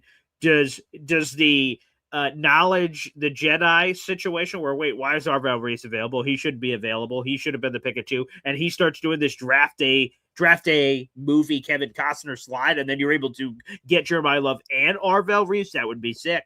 That'd be insane. So that's just it. I love Love. So if you take him at 2 and want to go crazy, that's fine. But then how do you make up the difference for the other pass rusher? That would be the curiosity. Is it Akeem Mesidor? Is it Keldrick Falk? Does he enter the conversation potentially? Fascinating. David Bailey, does he slip somewhere? I don't know. Wow, that's but okay, that's what I'm talking about. That's a craziness. All right, let's get one more here, and then back to the phone lines. Jet 71. Yeah, baby. He just gifted a 5-pack of Boy Green Coffee Club memberships. Let's go. Every time 5 memberships or more are gifted, baby, we've got to celebrate. Let's ride. It's Jets, Jets. I love Fireman Ed too.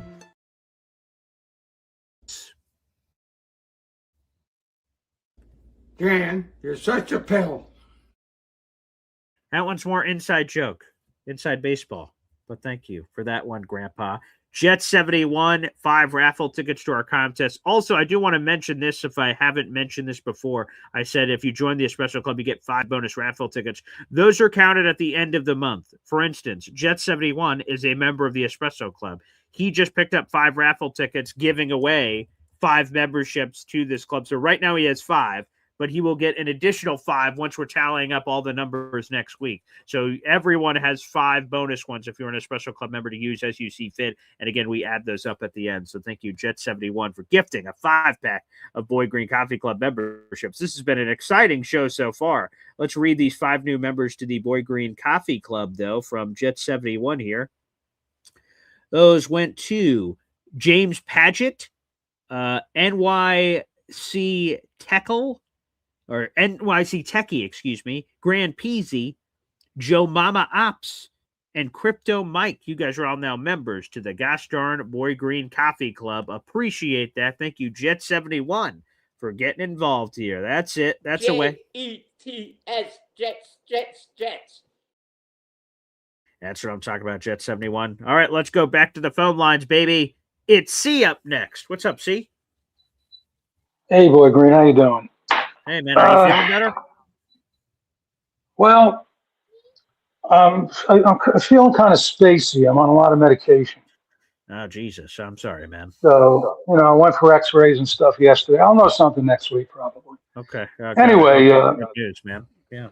It'll be okay. I'm tough. Yeah. I think there's a world where we can trade down from 2. And just for the simple, Hey, little boy Green. Say hi. How you doing? Huh? Hi. There you go. Trade down from 2. I like that combination. All right. Well, what would you want to do? I just feel that with Love being there, I think there's a few teams, and I can't go into every team or what it is, but I just think because Love is there, somebody's going to like him enough to at least offer us something. Ooh, I love that.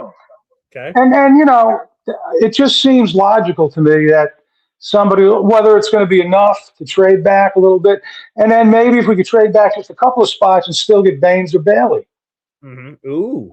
I'd like that. And then another thing, everybody's talking about breakfast this morning, Everybody's having their breakfast. Apparently, I'm like, well, how would you like this? With your breakfast, a nice hot loaf of fresh sourdough bread out of the oven. Oh my goodness. And look you have the beautiful, it's resting. Oh, wow. That's called an ear. Wow. Okay. Yeah. I did that this morning. I just took it out of the oven. I have become, I'm a sourdough baker now. Okay.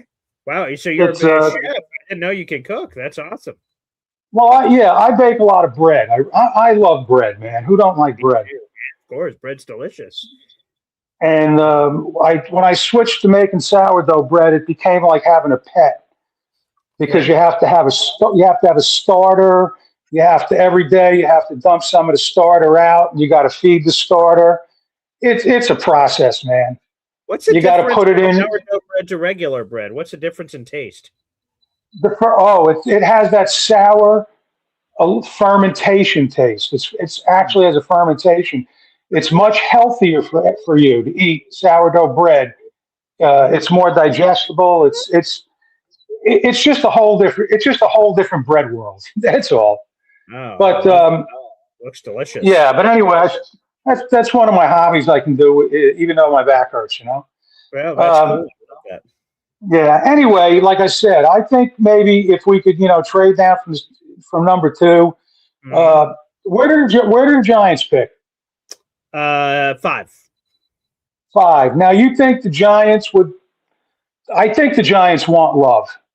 I do too. And if they thought maybe the Titans want Love or somebody else, maybe the Giants offer us something. I think the Giants or the Titans don't want. If they want this guy bad enough, they don't want him off the board. And then I think that would be some of our best trading partners right there. Yeah, that's what I'm hoping for. That's what I'm hoping for anyway. We drop back to 5. We pick up a valuable asset. It's going to be a top 100 pick, and you get to get one of those guys. I think that's a great scenario. Yeah, and I think we could do both. I think we can get our pass rusher, and I think we can pick up a third. I don't know, what the chart value is or anything like that, but I'm looking to pick up a third and maybe something else. But I think that's what I'd like to see anyway. That would be amazing if they could go from 2 to 5. Pick up, the draft value chart says that they'd get probably a second round pick because they would get, let's see, let's take a gander here. That Giants pick is on the wrong side of the board here. All right, that Giants pick is worth 1,700 points. That's a 900 point difference. 900 points is worth middle first round pick. So they'd have to give us 37 and. They don't have a third round pick, so probably their fourth round pick. So they'd have to give us their first, third, and fourth. So that would give us 2 top 100 picks and then a pick right outside the top 100, which is behind our 103 pick. So that would be huge. We'd get their first, second, and fourth to move. Yeah, well, just something I'd like to see anyway. Anyway, listen, have a good rest of your weekend. All right. Thanks, C. Great to see you, and hopefully your back feels better, buddy. That'd be awesome. Yeah, and in some cases, that 2 to 5 trade down would sometimes require a first being given up by the Giants to move up as well. Because even that combo of picks I gave you, the first round pick swap, second and fourth, technically is still an undersell by the Jets. The number 2 overall pick is worth more than all those things I said. So maybe you could get a 2027 pick worked in there as well, which could be the math on it. So you could do that. So, let me see it, buddy. You want me to see? All right. Yeah, my son's on the loose, running around. Love you, pal. Great. So, the Giants could totally move up. I could totally see that. Oh, I love bread. I think I'm now going to go out and get bread. I do. Delicious. All right, everybody. Well, I just want to give a huge thank you to everybody. This is awesome. So much interaction here. T-Town Jet gifting a membership. Tank for Ty gifting a membership. Tank for Ty gifting another membership. NY Jets fandom with a super chat asking draft questions, which I love. Indy Jets joining the Espresso Club. EZ celebrating 20 months as a member on this channel. Our buddy Truman Dumel with a $20 friggin' super chat, baby. Whoa, mama. And our buddy Jeb71, our West Coaster, getting involved in the Octagon here on a Saturday, which is awesome. So much love in the chat. This is terrific. Oh, yeah, baby. Oh, another super chat's coming in from our boy Truman Dumel. Let's hit it, baby. With the Zariah Luna super chat. Wow. $5 super chat. Let me first off, Truman, let me add this to your raffle ticket total so far this month. You're up to now 8 raffle tickets now. Beautiful. Stuff the ballot box. Super low key. I want either one of the Styles brothers, especially Sonny. Yes, the other one, for those who don't know, is Lorenzo. So Sonny, of course, a lot of people know. Sonny Styles, off-ball linebacker. Lorenzo, his brother, is also on that Ohio State defense. He plays in the secondary.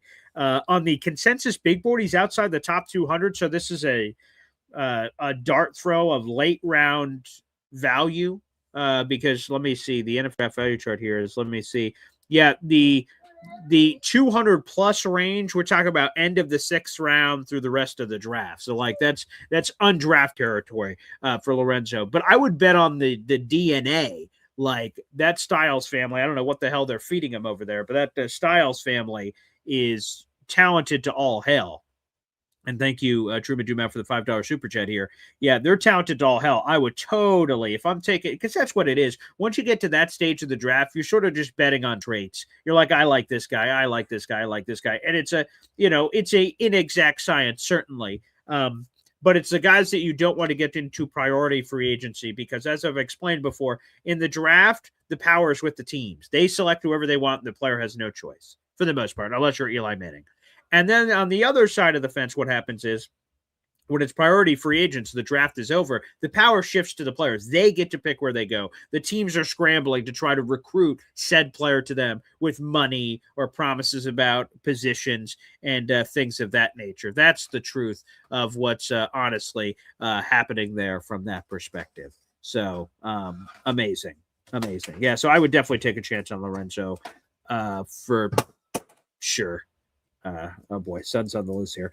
So Lorenzo, I would definitely take a shot late for sure on Lorenzo. Great super chat. Thank you, Truman Dumel, for sending that in.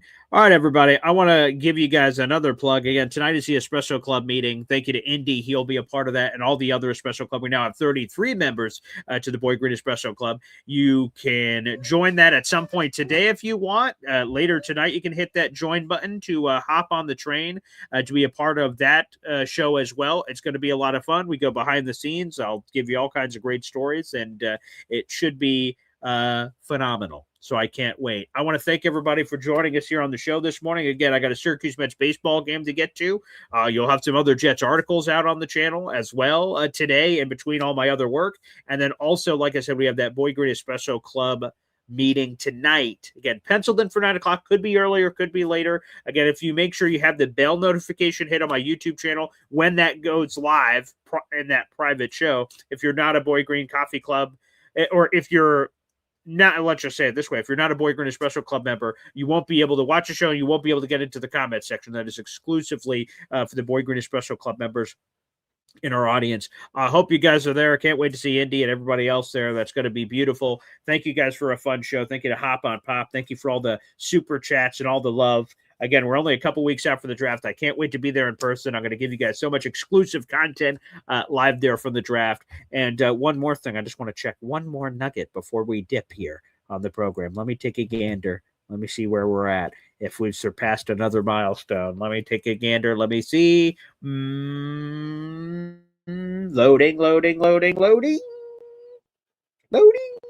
Okay, we are one subscriber away from 8,520. So thank you guys so much for all the love on the subscribers as well. So let's freaking go. You guys are the best. I appreciate you guys tuning in, and we'll see you a little bit later this evening. Take care.